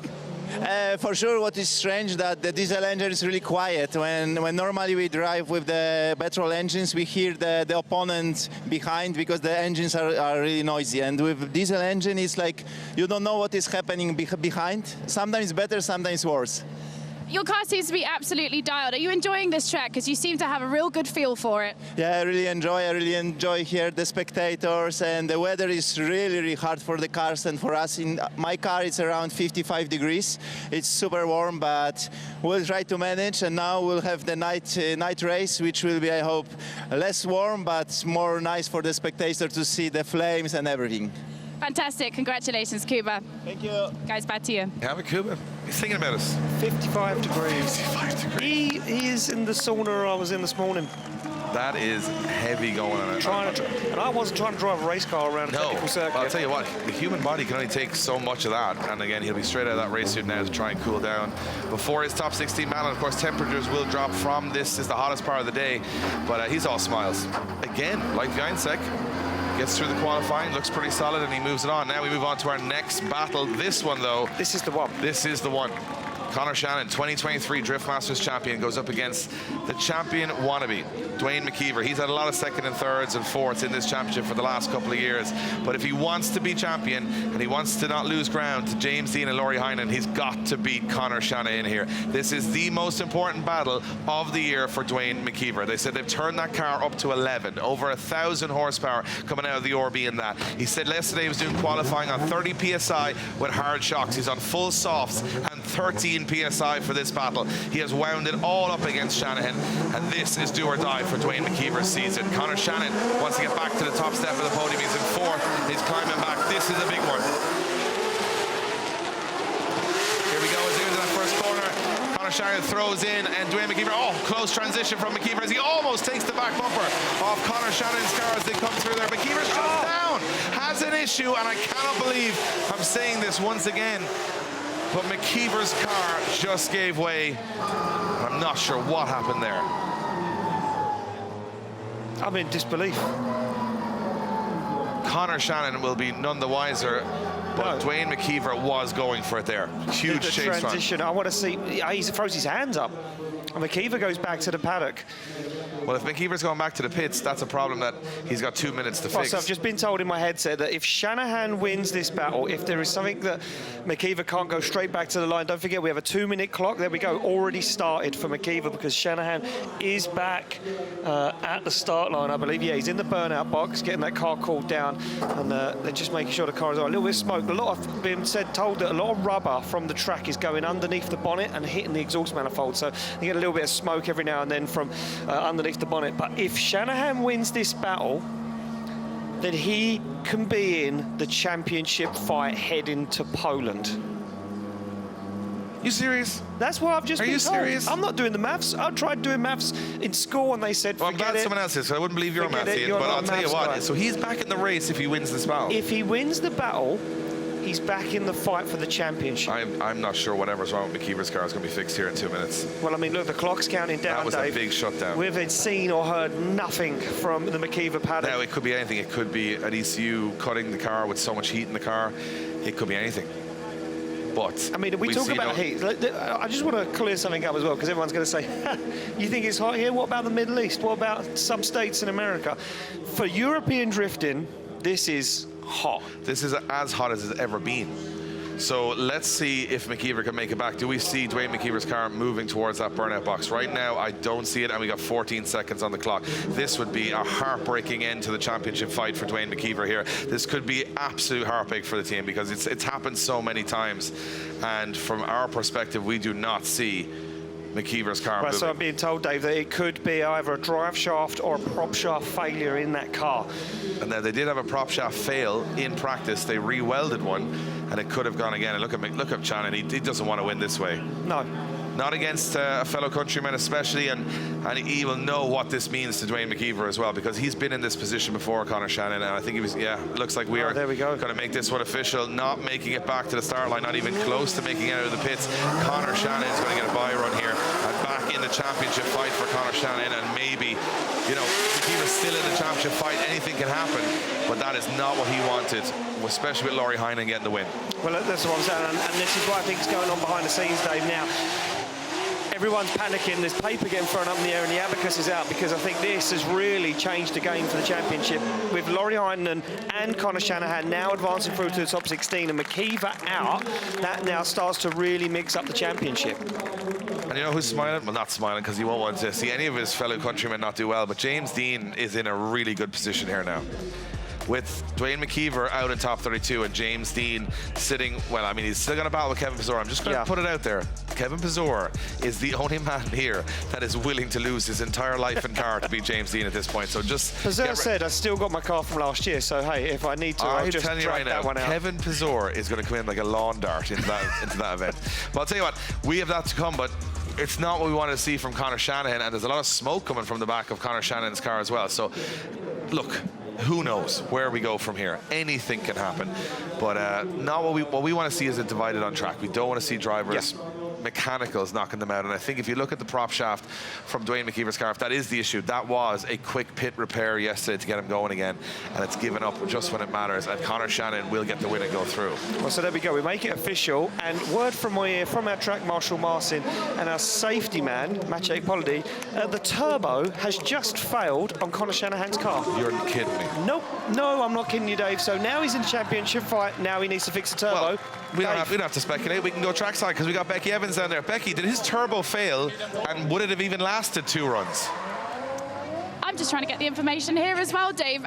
Connor, obviously, congratulations, you're into top 16. It's not the way you would have wanted it to happen, but am I hearing correctly that your turbo might have just failed? Yeah, the turbo just failed over the finish line. I don't know what's going on. Every time I jump in this car, it's something different, but my heart goes out to Dwayne. Honestly, that was like an emotional buy run for me to do. He's one of my best friends. He's a guy who's been chasing this dream a long time, and I actually believe that this maybe was his year, but, I would have liked to give him a good hard battle. And yeah, it sucks to go out that way. I know how much pressure he was under. I was in his shoes last year. You can't make any mistake is a problem. So, and it's a pity that the car left him down. It always seems to be the case with him, and my heart goes out to him, to be honest. And massive respect for the McKeever family and Dwayne, and keep chasing, buddy. You'll get there for sure. Now, in Riga, I'm pretty sure it was a turbo issue there as well. So, like, are we going to go back to the drawing board with these turbos? I mean, what do we do now? Do you have a spare one? No, the turbo actually isn't a problem because we run exactly the same turbo on the 3 of our cars. We've been working with the same company for years, so I don't know what's happening. We need to go back and reassess what's going on, I guess. But yeah, we're through to the top 16, to be honest. I felt pretty dialed this morning in practice here, so expect some big chase runs later on. Absolutely. Thanks so much, Connor, and congratulations. You know what I mean. Thanks, guys. Thanks, Mike. I'm just going to put it out there saying that if Dwayne McKeever's prop hadn't have failed, would Connor Shanahan have been able to do the second run, and therefore McKeever would have won? I don't want to be Dwayne. I don't want to be Dwayne. I don't want to be Dwayne McKeever thinking about that, but I'm just going to put it out there that this is how cruel the sport can be. There are the sort of things you shouldn't say publicly. Yeah, but I'm just saying how cruel it is and how on the edge each guy is, because it's not really about driver ability there at all. It's about the machinery, and the machinery is kind of the problem. You've got the guy who won the battle who only did one run being towed away, and the other guy never came out of the pits. And you got to think about these cars under these conditions. I mean, you're taking, especially in Dwayne McKeever's case, that's like a 1994 car that comes with about 190 horsepower. You're putting over 1,000 through the chassis on all of these components, and it is gripped up to the absolute nines like a drag car. So this is as hard as it can be. Now, drift cars, I've always said, they go through as much in 50 seconds as a race car does in 10 minutes. Yes. But it's all happening at once. So that's where things can break, things can come loose. But Connor Shanahan, I think he's going to be sad that he won that way, but he's going to be happy that he won it all and he gets into the top 16. As you said, he now has a very small mathematical chance of being in this championship to defend it. That would have looked like an absolute crazy statement 2 rounds ago. You would have said that to Connor Shanahan in Mondello Park. Hey, don't worry, because in Hungary you'll be back in it. He would have said, "Who are you kidding? There is no chance." Yeah, it's a long season. You got to, and it's also mentally long because you can't give up because you never know. So Connor Shanahan will be towed off the circuit, even though he won the battle. And Dwayne McKeever does not. I mean, Dwayne McKeever, wherever he is, I'm sure he is not in a happy place right now. That is a very tough pill to swallow. And he did break the prop shaft in practice. The team made best they could to re-weld the prop shaft. But again, it's one of those components on the car that once it gives, that's the end of your day. Yeah, exactly that, Dave. And not an easy fix at the track. Well, there we go. Connor Shanahan will be removed from the circuit. And we will get cars warmed up and ready to rock and roll for the next battle of the day. And it will be Marko Zakaril to take on Juha Poitalaxko, a man that was on the podium here 6 years ago. The cool as a cucumber Finnish driver. I mean, every battle now is just a massive battle. This is like final after final. Yep. We got Zakaril in the lead. He had an engine failure in Riga. Wants some redemption here. We got Poitalaxko, who I think has had a pretty solid season, but he was on the last podium in Hungary. Can he be on the one tonight? Well, he's going to have to go through Marko Zakaril, and Marko Zakaril will go through anybody to win anything. He's no fear whatsoever. This is going to be, I think, the cool, calm collection of Poitalaxko against the sort of unhinged wildness of Zakaril. That was an unhinged, wild little head nod there. He winked to the camera and he shook his head, and he's taking one hell of a run up here on Marko Zakaril because he knows he's got the pace. Well, here we go. The light goes green. Zakaril to lead out Poitalaxko for a spot in the top 16. They threw the gears down, and already Zakaril starts to drive away from Poitalaxko, but he falls out of that line, but he makes it up onto the wall, onto outside zone 2. Nice transition now. Poitalaxko starts to rein him in, starts to gain back some proximity, some lost ground as they come through down under the trees. Zakaril fires that car through, goes very wide, just about catches that final outside zone. The really kamikaze last transition from Marko Zakaril there. He just threw it at the wall, and he didn't get all of what he wanted to happen, but it was still quite impressive. And I mean, Juha does a good job, but it's... Was Zakaril almost driving there covering the sunlight? I don't know. I think he was covering, I think he was doing a Harry Vatanen, Dave. Remember that video? Yeah. I think he was doing that. I have no idea what's going on anymore. Why do they sit us up here to talk about this? I mean, you guys can't make sense of it. We can't make sense of it. I mean, they're driving 1,000 horsepower drag cars. There's probably sideways. people out there can make way more sense of it than what we can, that's for sure. But the transition from Zakaril is just so fast, but he gets the too much angle, but he kind of falls onto the inside of the track then. So I don't think judges are like that, but everything else looked pretty good to me from Zakaril. That's one point of the circuit that you don't see as closely as I think you can when you stand on the circuit. That front bumper is so close to that tyre wall on transitioning. And watch the sunlight cracking across look. the helmets too. That's a difficult one. You've got a lot of, the sun is starting to drop now. So you've got the heat, you now can't see anything. You've got the smoke from the car in front. You're going through some forest trees. Dave, they've got a note for you. What's that mean? Means, and I don't want to say it in case it means something really offensive. Yeah, we'll just say it. We're having a great time. We're having a great time. We love drifting. Drifting's great. Maybe they're Finnish. We love Finland. Could love Finland. Yeah. Everyone does. Everyone loves Finland. Here we go. Marco Zaccarel in the chase position and Poitlaxo in the lead. Let's see what happens when they turn him around. Poitlaxo in the lead, go for an early initiation here. Big flick in that E92 BMW. Zaccarel's right up on the door here. Zaccarel not taking any chances. Very close chase run so far. This transition will be sketchy, but Zaccarel pulls it off. Now, it's all in Zaccarel's hands. He's got all the proximity. Juha Poitlaxo has just got to finish run. Zaccarel with another big dive and lots of proximity as he fires up onto the door. Zaccarel with all the aggression there. Unbelievable. It's the best chase run we've seen all weekend so far. Unbelievable. Zaccarel is on form this weekend. Yeah, I'll be honest, I thought he was going to mess it up. I thought he was going to hit him. You moved away from the monitor. I did. Like he was coming from, like it was 3D. Braced from here. I was like, he's definitely. He took some brave moves there, Dave, in areas of the track that, you know, you can't always make those brave moves. For me, it was the initiation. He stayed close to Poitlaxo. He could trust Poitlaxo's lead line. And you know what? Poitlaxo didn't really put a foot wrong. Very nice lead from the Finnish driver. But Marco Zaccarel just capitalised on it and just put that car right where the judges wanted to see it. Took all the advantages, made the dives. And this last transition, before they headed to that final outside zone. Look at this. Ready? Boom! Through the smoke, no messing around. So dangerous there too. Yeah. Like it's a really dangerous play. I was actually looking at it and go, if he hit him there, he'd probably hit us in the tower. But I mean, seen him out safety. Look how quick he has to turn that steering wheel.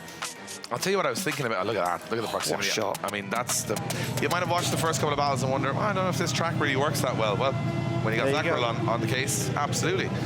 Depth-defying transitions from Marco Zaccarel. Solid 2 runs from Juha Poitlaxo. And let's see which way the judges go. And it is the obvious decision as Marco Zaccarel from the Czech Republic goes through to our top 16. And he'll love that because he had an absolute miserable Riga. He's back here, he's beaten Juha, and now he's in the top 16. That is a pumped-up Marco Zaccarel. That's a dangerous place. If you want to go up against him in top 16, you're going to be like, oh, my goodness, what? He's going to go drive me off the track.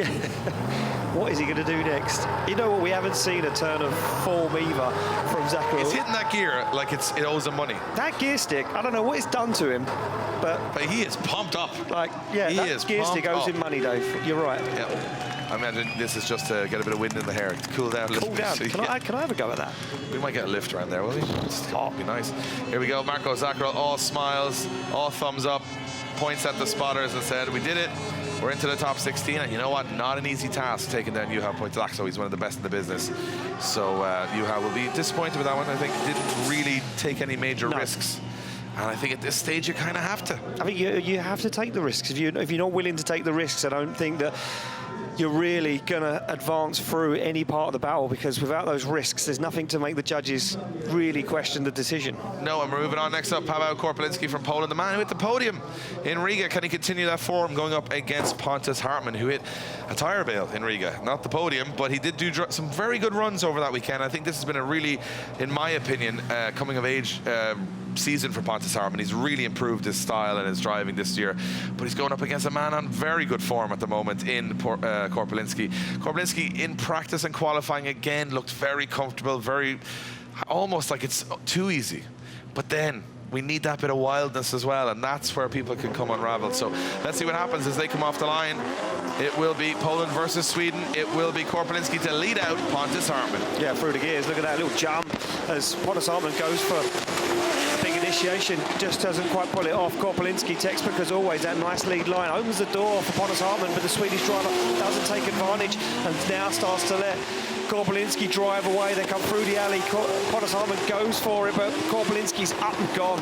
I think that all fell apart for Hartmann in the first transition. I think he just kind of got, it was awkward. He kind of timed it wrong, and it left him with kind of some sketchy transitioning and let Korpelinski just get away. Yeah, look at this from the start line. You can see, look, through the gears, big flick. from Korpelinski, and Hartman goes down on the inside, and he just lets Korpelinski drive away, and then he's trying to play catch-up, and that's not easy, especially against someone like Pavel Korpelinski, who can really, on any day of the week, lay down that 99-point lead run. Doesn't make a load of mistakes in the back either, Pontus Hartman. Just doesn't really try to gain any advantage anywhere. I think he's on the inside line. He catches Korpelinski quicker than he wants to. He has to back off, and as he transitions, he backs off. Kind of doesn't do much there. But as he comes back on it again, Korpelinski's had all the momentum and left him for dead. So not major mistakes, but that transition just mistimed, I think, went a little too close too early. Let's see what happens when we switch him around. Here in Hungary at round 5 of Drift Masters, it is going to be Pontus Hartman in the lead, Korpelinski in the chase. And then we go through the gears, and I don't think Korpelinski's going to make that mistake, and Hartman's down on the inside. He's going to struggle to get to outside zone 2, and he does. He misses it, has to handbrake for outside zone 3. I can hear the judges in the background moaning and groaning, and look at Korpelinski. He's capitalising on this. He's opening the door. He's using it. Oh, as he goes for a snappy transition in the smoke. Can't even see Korpelinski as they come through that final outside zone. I was just thinking as he pulled the handbrake through the outer zone there going, is that all you have to do now at this level to get eliminated? It really is. Yeah, well, you pull the handbrake in the wrong place, yeah. Literally just a little pull of the handbrake, not doing anyone any harm. All of a sudden you're out of competition, because watch this on the replay. Hartman, it's like he picked up too much pace here. He went on the outside and he went very fast here. And then he transitions, little handbrake here on the outer zone. Now Korpelinski deals with it, but the judge is saying they don't want to see that. So as they come down through here, it looked all business as usual. To be honest, Pontus Hartman makes only one error really here, which is that little handbrake drag. Everything else, the line was really good in the lead, giving Korpelinski everything to work with. I've got to say, you know, we watch these battles now, and it's very easy for us to be casually negative because, I mean, we're trying to decipher who's going to win, but in doing that, we forget how ridiculous it is what these guys are doing and how talented they are. And how good they are, yeah. Which is just bananas. Anyway, we need a winner. Someone's got to go through to the top 16. Pontus Hartman or Pavel Korpelinski.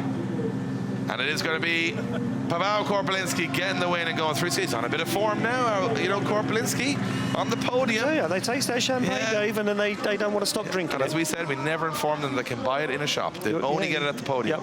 So, Pontus Hartman, I don't think he made any major errors there. I think he was just a little outdriven by Korpelinski. And again, the driver coming in with a lot of form is Korpelinski. So that is business as usual for the man from Poland as he puts the steering wheel back on and heads back to the pits, cools down a little bit. He'll be back for the top 16 parade. Hartman will exit the competition there. And you know what, Ian? I've been waiting. Sorry, David. Yeah, he just had a little. Just hear Korpelinski shouting to his spot as he plugged his radio back in. I just hear him shouting, saying, "Yay! We did it! We're getting closer to some more champagne." It's an emotional bond, the spotter and the driver. They're the ones doing the most shouting at each other all weekend. And you'll hear that in Formula One, the team radios. It's always an interesting love-hate relationship. Yeah, we don't understand all the languages here, but we understand the emotion, that's for sure. And we get to move it on to our next battle, which is the one I've been waiting for since the start of the top 32. Now, on paper, you would say, James Dean, win the championship, leading the US championship, looking pretty solid. He's the man winning everything. However, he goes up against Kevin Pazur. Now, and you might go, Kevin Pazur, that's the guy that won round 1, fair enough. Rookie of the year last year, fair enough. But Kevin Pazur put in the chase run of a lifetime against James Dean in Riga and lost by just one little mistake at the end. He now gets to go back at it again. There is no, I'm going to put it out there now, all of my experience, there is no way Kevin Pazur is not going to do something that we're going to fall out of the chair here on the chase run, because he trusts James Dean, he knows how good he is, and Pazur wants to beat Dean. He's sick of losing to him, and he's got the machinery and the bravery to do it, but it'll be knife edge, and it probably slightly out of control. Dean slots it into gear, he's in the lead position, here comes Pazur. Yeah, and here we go through the gears. Look at this, Pazur already on the back bumper, but James Dean starts to drive away. Pazur lost in the smoke a little bit there. James Dean not as high up on the wall as he'd like to have been, and now Pazur starts to gain back some lost ground, starts to look for the door. That S15 creeps up onto the inside, goes for that transition. Can he plant it onto the door across the line? He can't, he's on the middle of the circuit. Oh, he's messed it up. Pazur, he went too early on the transition, I think. James Dean, it's just so consistent. He's a machine. He's a machine. We call him a machine. Been on the wireless charger this morning. He's 99% battery. He's ready to go. Yeah.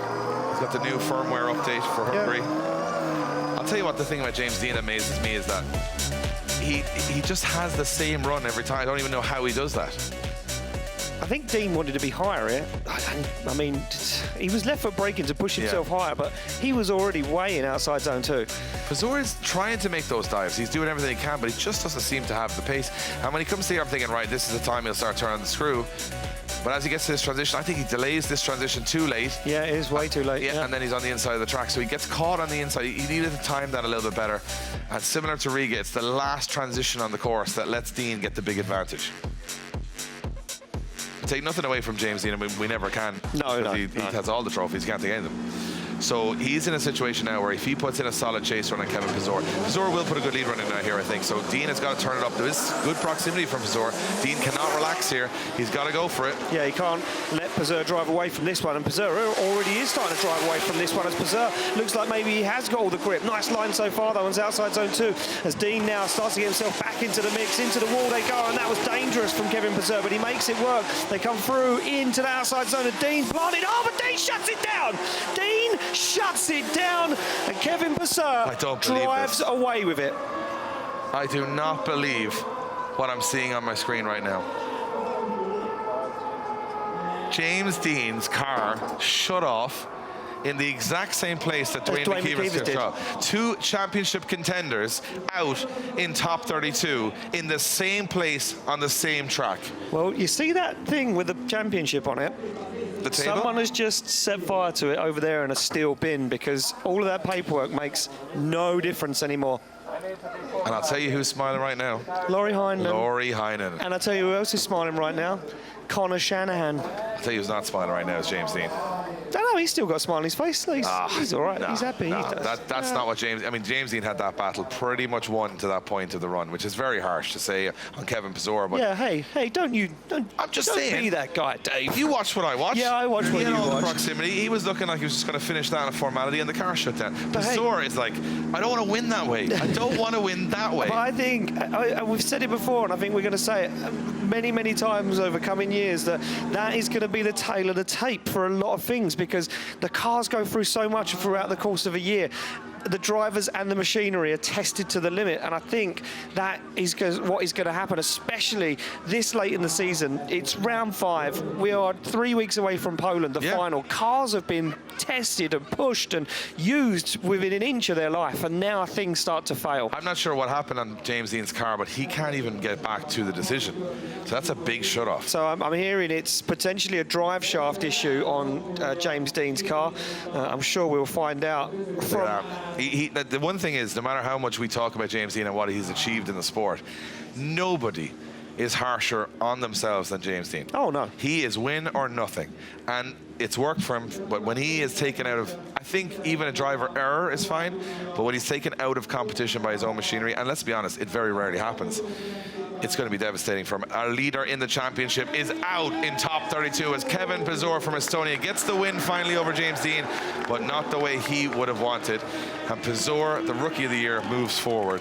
And the script just got torn down the middle. You can't say that. No? People will think it's definitely scripted. Well, I would have written this script, but no one would believe me. Yeah. Say, well, James Dean and Dwayne McKeever out in the top 32. Come on. No one will believe that. No one will believe that. No one will believe that. Stop it. I'll tell you what, James Dean and Kevin Pizor will be remembered for when we get to Poland. And I just want to see the championship standings now. At the end of the day, that's all I can think about. Well, I'll tell you who doesn't care right now is Lauri Heinonen. He's still in, and Connor Shanahan and Lauri Heinonen still very much in the fight this weekend. And could someone in 5th or 6th just jump up? I don't even know. Just win it. So let's listen to this. Let's listen to what James Dean says in the car.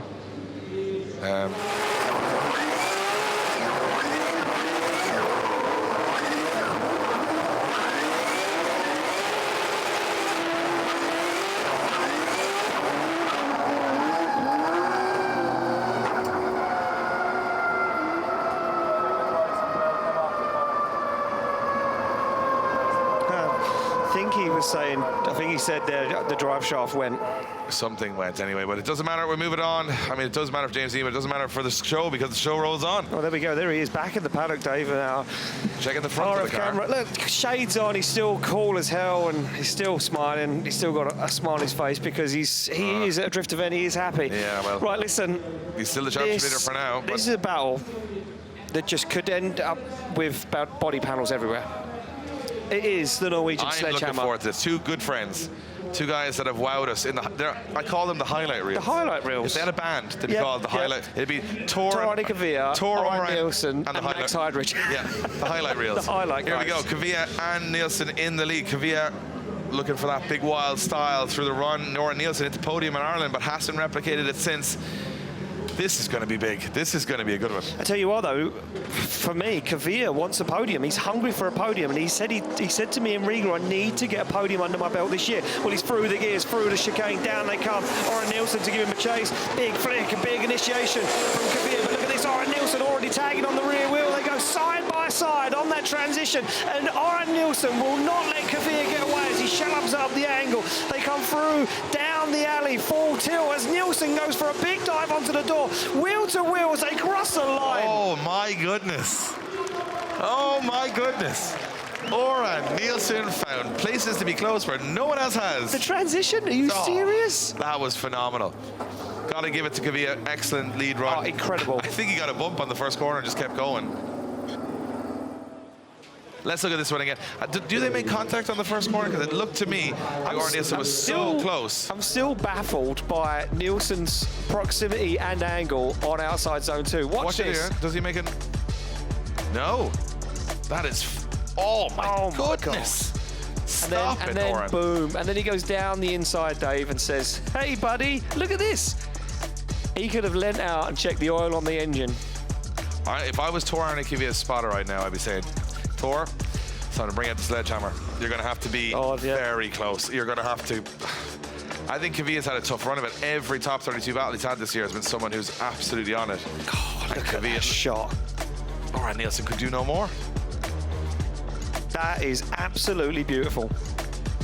I'm going out there to say that I don't know what to do to beat that if you're Tor Arne-Kivia. Don't know what the reply could be there. Like, how do you get... Yeah, he's going to have to touch him. He's going to have to put the how door... do you get closer than that? He's going to have to put the wheel on the door.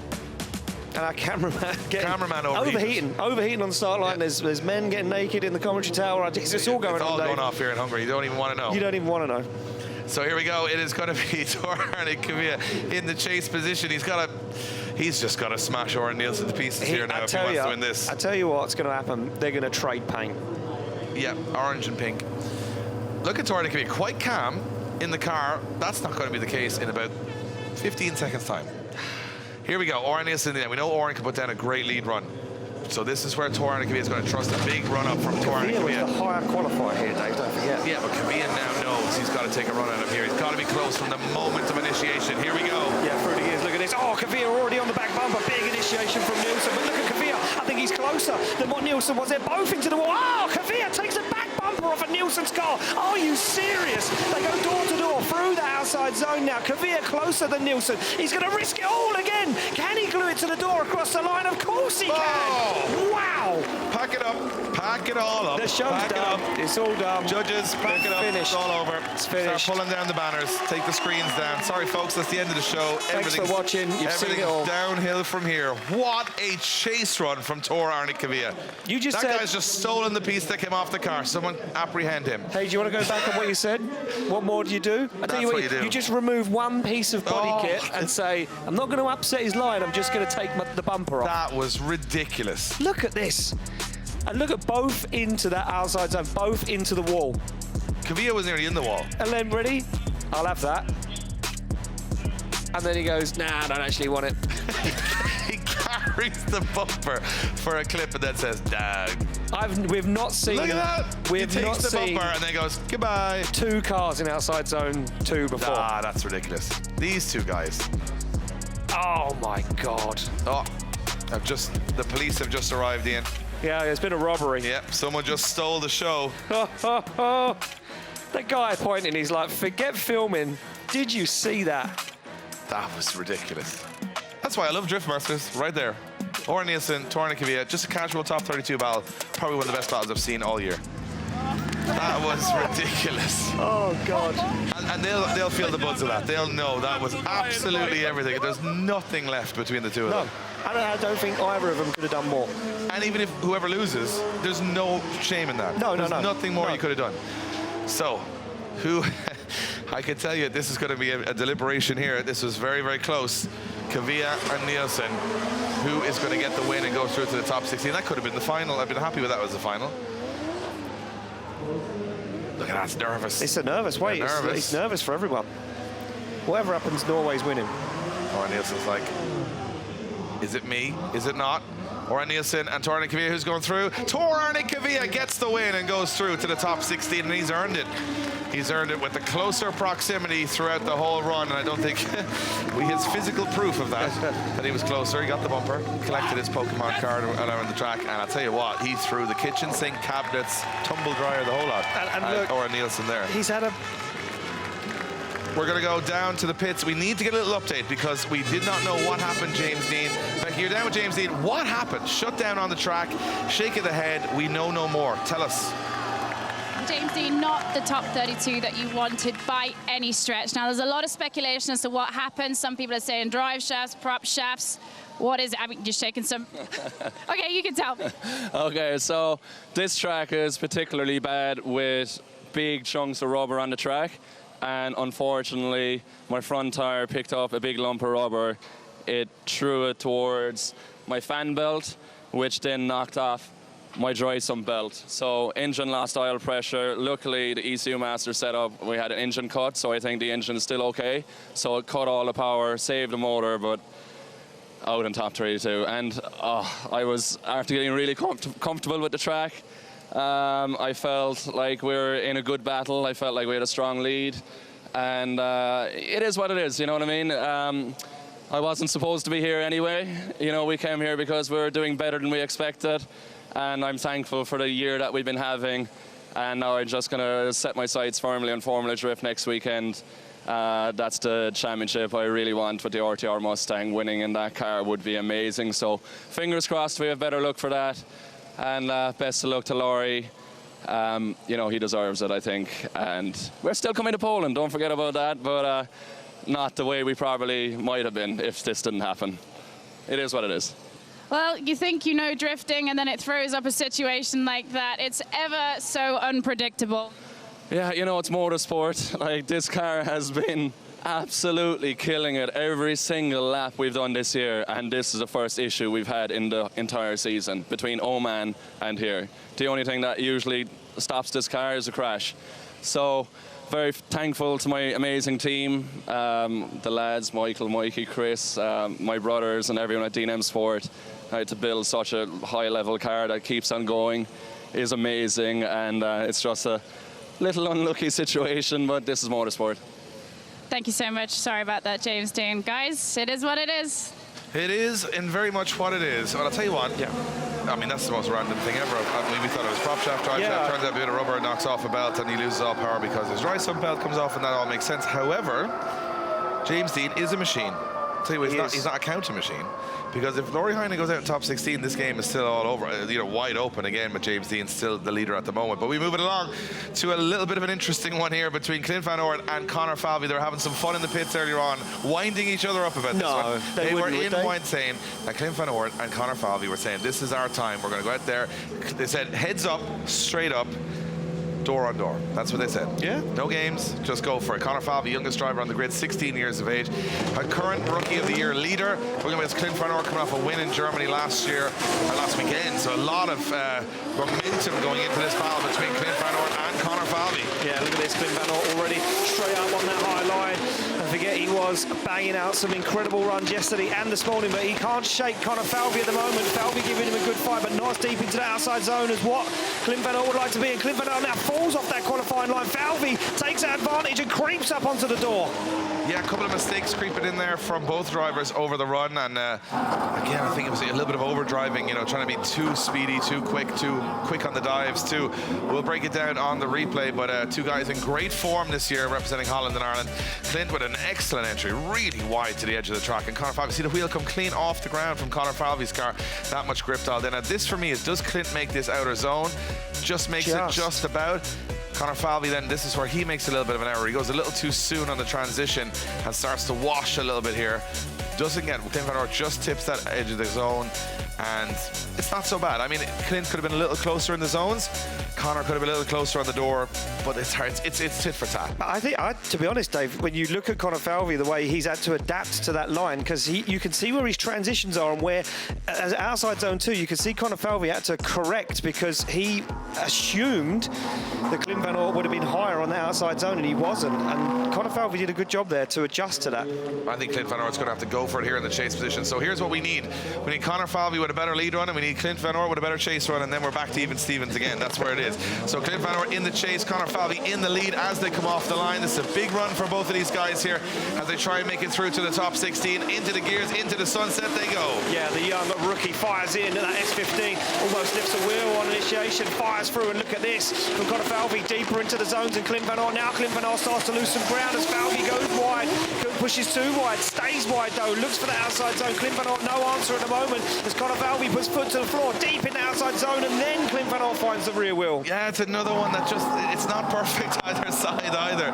Falvey definitely doing a better job on outer zone 2, but then he pushes way too wide for the second corner on the track, and Clint Van Oort, you know, you can see them having a little bit of fun in the car there. This is all smiles. So watch this. This for me is better from Falvey than Van Oort in the first run in terms of how wide he goes out here, gets more of the zone. Clint Van Oort doing a good job in the chase of staying in it. This is where Falvey makes the mistake. He sort of washes the car a little too late to this zone, gets very late in there, and he's flirting with the edge of the track. Look where those hash marks are on the inside. The judges want them about a meter off that. He's way outside of that. But he does make all the rest of the zones work, and Van Oort does get it back in the chase position. So I would say, in my opinion, one major error from Van Oort, one from Falvey, and everything else is kind of close. I think Van Oort dropped more zones, and I think that Falvey, although he was wide going into outside zone 4 and down through into 5, he didn't drop the car down to those hash markings. I think he'll be rewarded more heavily for collecting those zones rather than losing them. Don't forget, as they come through that alley at outside zone 5, Clint Van Oort was way on the inside of the circuit. Yeah, well, Connor Falvey, just to let you all know here, he has school at 9 a.m. on Monday morning. Yeah, so what a weekend he's having. Last of his summer holidays, and Clint Van Oort coming off a big victory last weekend. Will he continue that form here? Will the judges sway his way? And these two guys having a lot of fun behind the scenes, but the scores are dropping in. All smiles all round, but one has to win and one has to lose. That's how drifting works. I've been here a while. Yeah, you know. Never saw two people win a battle, ever. No. Not once. So you can see the cars warming up in the background. Judges having a good discussion on this one. Yeah, just one more battle left to go in our top 32, and it will be Jakub Kroll and Zalewski to fight it out for the final spot in top 16. But we do need to get a decision on this one. I don't know if this one's too tight to call, Dave. I don't know if this one could be a one more time. Yeah, could be flirting with a one more time very much here. Connor Falvey currently leading the Rookie of the Year championship, chased down by Sposób and LZ at the moment. But I'll tell you one thing, you have a quick look at the back of both those cars. They've definitely done the work this season. Let's see which way it goes. And it's a one more time. And a one more time. It's a one more time. So Clint Van Oort thinks Connor Falvey's won it. Then it turns to a one more time and smiles all around. You can see they're both very excited about that one. So too close to call from our judges. A little bit of a split decision.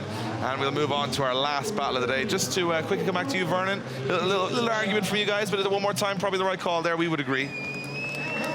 Oh, thanks for agreeing. That's nice. Don't often. Yeah, it was really tight, to be honest.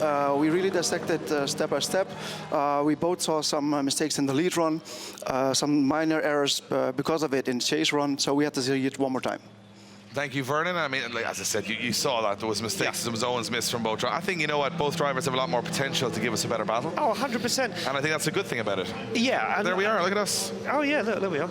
Look at that, you can see the sweat gleaming from my head. It is very hot. It's very hot in here. Very hot. Very hot, but you know what? But you know where it's hotter? On the track. In the track. We can't complain. No. We're not driving the cars. Here we go. Adam Zalewski, Jakub Kroll, Poland v Poland. We've seen a couple of Poland v Poland battles so far. Norway versus Norway. And we have now got Jakub Kroll, who's on a bit of a flyer from, well, he was on a flyer until Riga. Then he had a bit of a hiccup. He said, don't talk about Riga? Don't talk about Riga. Don't talk about Riga. The nightclub or the track. No. And then we have Adam Zalewski, who is, I think, looking very strong this year in this. He's back to his best. He's back on form. He trusts the car once again, and he can really lean on the car, which he never felt he could do before, Dave. Look at this. He's taking a big run up on Jakub Kroll. He knows his fellow Polishman is fast. He knows he's got the pace in that new S15 this year. And Zalewski, look at that little twitch, a little flick across the circuit to now get onto the door of Jakub Kroll. Jakub Kroll comes up way short, though, on outside zone 2, and that opens the door for Zalewski. And Zalewski shallows up the angle, waits for Kroll to set that car. Now starts to make the dive as Kroll goes for outside zone 4. They look down the hill, boom, through the light they come, and Zalewski's on the rear wheel. I'll tell you what, Zalewski does an incredible job, because Kroll didn't give him much to work with through the first corner. Kroll very shallow on outer zone 2, and Zalewski, it kind of went wherever Kroll went, which again he didn't really need to because he wasn't on the perfect lead run. Jakub Kroll, watch this in the replay. Zalewski dives in close, loses a little bit of ground, but Kroll's on a really shallow line here. Goes onto the inside of the track. Watch the rear wheels here. Misses that outer zone and slows the car heavily, which means so does Zalewski. He's got to adapt to all of this, and it looks like he does, to be fair, all the way through the run. From there, Jakub Kroll has no issues. He's on everything he needs to be, but then the judges are weighing so heavily on that outer zone too.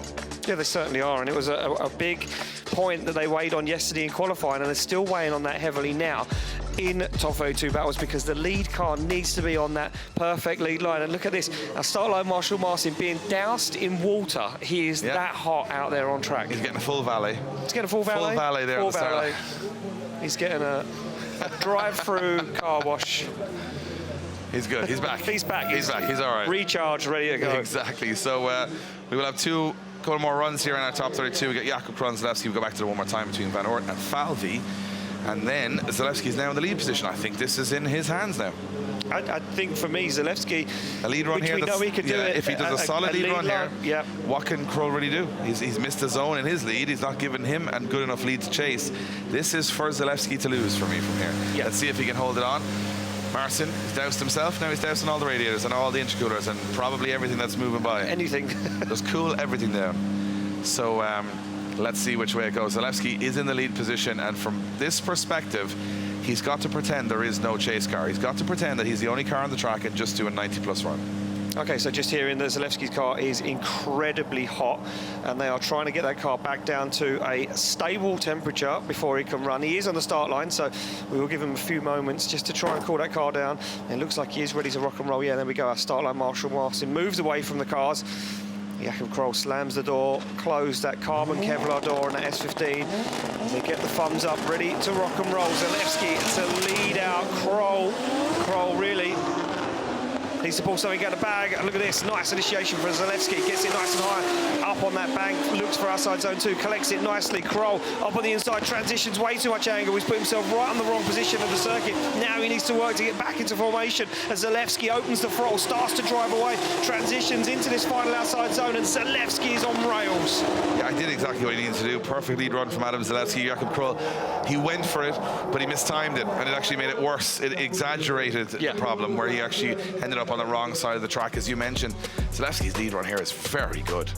Like, he's sort of, they wanted him to be sort of not on that white line around. They want to sort of, you know, meter or two away from it. But and that worked. I think see Kroll, he's just in the wrong position. When he transitions here, he's really got to come off, you know, get some grip and find it. He does get back into it here, but when he has to tighten up the line, he has to back just a little bit here, and Zalewski's gone, just absolutely gone. And he hits that zone so early and stays wide that there's no excuse for the judges there to say, hey, he did anything wrong. He did a perfect lead run. Really good stuff from Jakub Kroll and Adam Zalewski. Jakub Kroll making a mistake in his lead and a mistake in his chase from where I'm sitting. Yeah. But I don't decide anything. Nope. But that's what I saw. Maybe you guys saw it too. Maybe you think he didn't make a big mistake.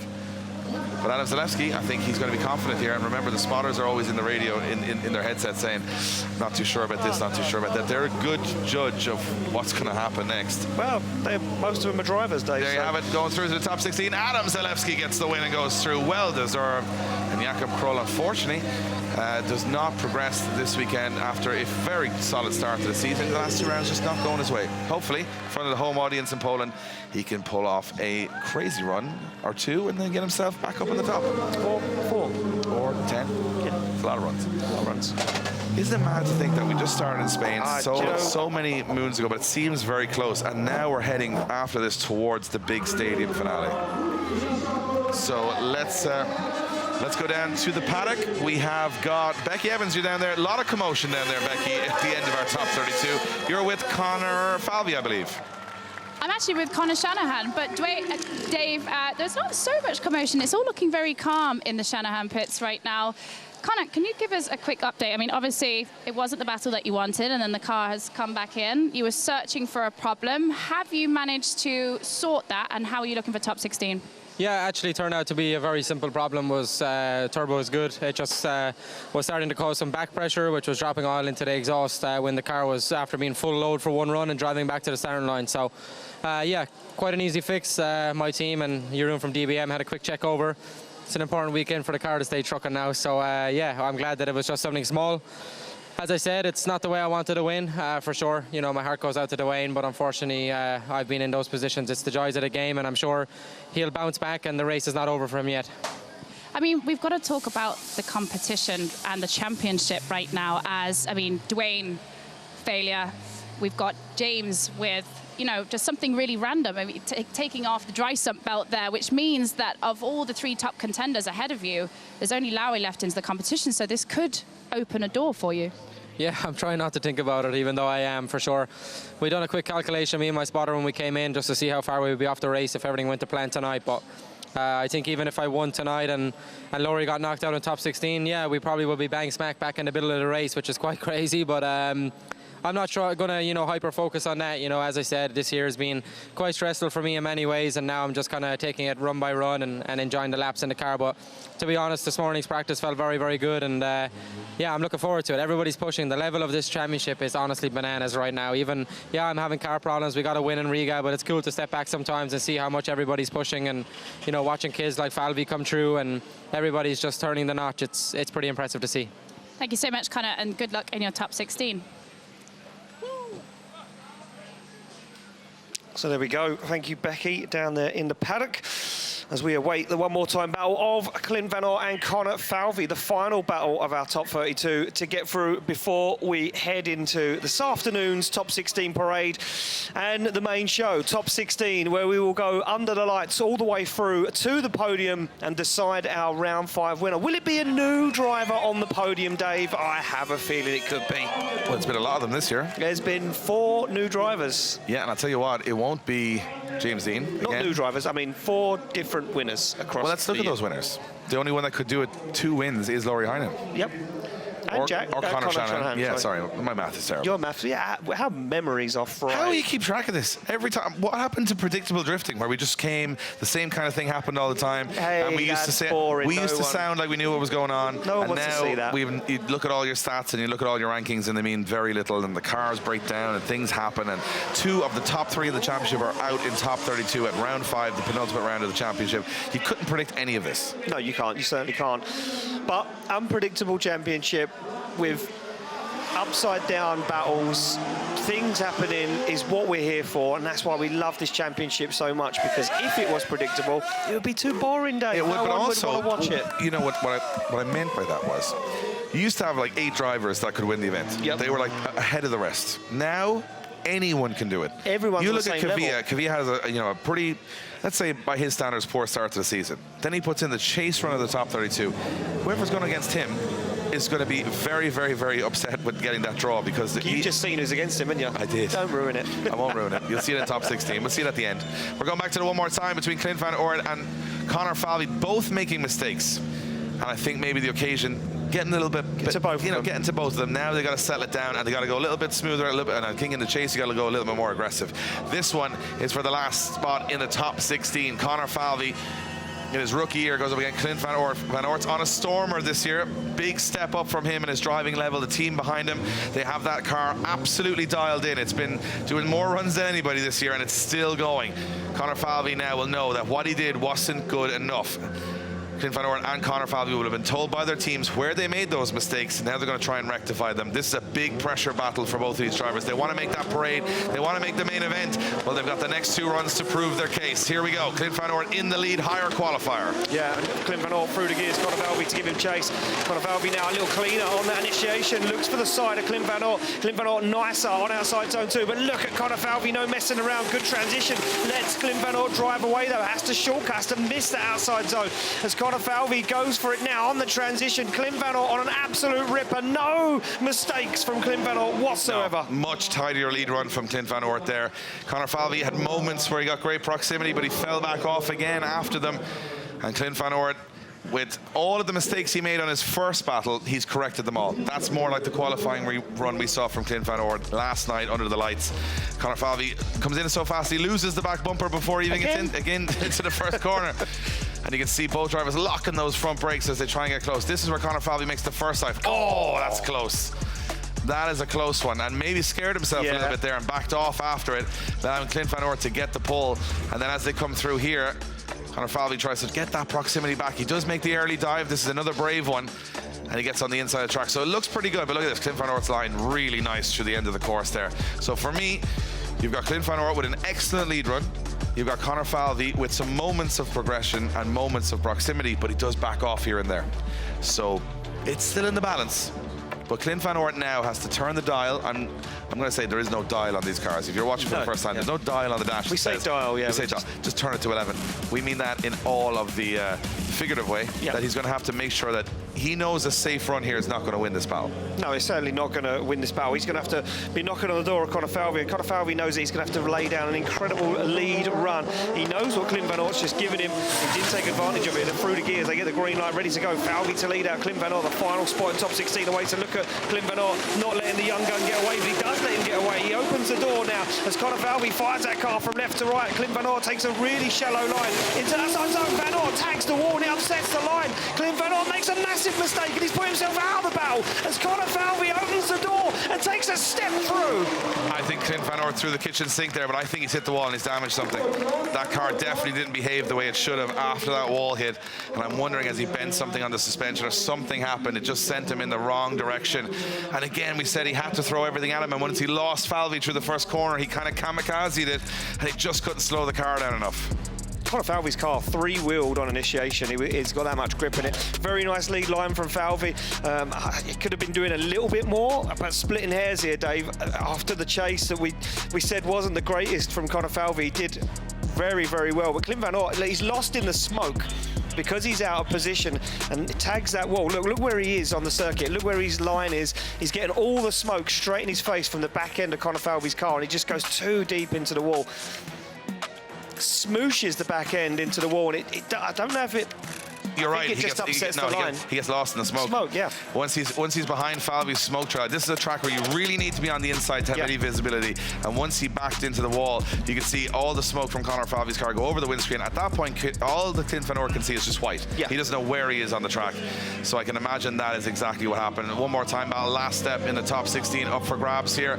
Conor Falvey looks like he might be the favorite here, and the judges do agree, and he goes through to the top 16, gets the win after a valiant effort from Clint Van Aert. They both threw everything into those two runs, but Conor Falvey will move through to his third top 16 in a row. So impressive stuff from Conor Falvey there as he moves on in his rookie year. And it looks like we have got Conor Falvey heading away, but we have Becky down there. Maybe we're going to hear something from Clint Van Aert and see what happened there. So Becky, it looks to me, and we're not experts up here, but it looks to me after he hit the wall, Clint got lost in the smoke there. Was that what happened? Clint, you have been on a flyer. I mean, sixth position in qualifying, everything was looking great, but from our perspective, was it just getting the back end of the car into the wall, it just knocked you offline and you couldn't get back in the chase? No, honestly, I got lost in the smoke there, so it was, it was just trying to get on muscle memory where I was, but I completely lost it, so it is what it is, sadly. I mean, you've had an up and down season so far. I mean, you were changing engines in Finland, then you did qualify in Riga, but then you won at Iron Drift King, then you're doing really good in qualifying. You're getting there. It's going to start evening out a little bit. Yeah, it's a hard season, but we get there just having fun, and that's all what matters at the moment, So we will see how it goes for the next round. And I'm delighted for Conor. He deserves it. He's one good driver, He got a bright future ahead, 16 years of age. Go get him, champ. Love that. Thank you, Clint. Sorry. Guys, back to you. Thanks, Becky. So Clint Van Aert, one of the nicest guys on the grid. Man, you know what? He's just, you know what? He loves drifting as much as he loves winning himself. He's a real, and he does like partying a little bit too. I've seen him, in some precarious situations, but we won't talk about that live on the air. I'll tell you what, though, this top 32 was everything we thought it would be. Unpredictable. Look at where we head to in top 16, because there is just final after final, and the big ones are in. Peter Więcek goes against Jack Shanahan, massive. Lauri, Heinonen, Rintanen, massive. Finland versus Finland. Rovanpera against the hometown hero Piskolty, massive. Čirba and Sadeh, those two guys looking for that form. Top 8 could be in their grasp. Kuba Przygoński and Connor Shanahan. Marko Zakharov, Pavel Korpelinski, I mean, they were on fire in the top 32. Pizor and Kavia, two of the wildest men to ever get behind the wheel of a drift car. And then you've got Connor Falvey and Adam Zalewski as our last battle in the top 16. That's absolutely massive. And for the championship, all eyes will be on Lauri Heinonen. For the hometown fans, it'll all be on Kevin Piskolty. And after that, take your pick. After that top 32, it is incredibly unpredictable who is going to go through to our top 8. He will be joining us later on. Becky, this is lining up to be one of the most unpredictable events we've ever had.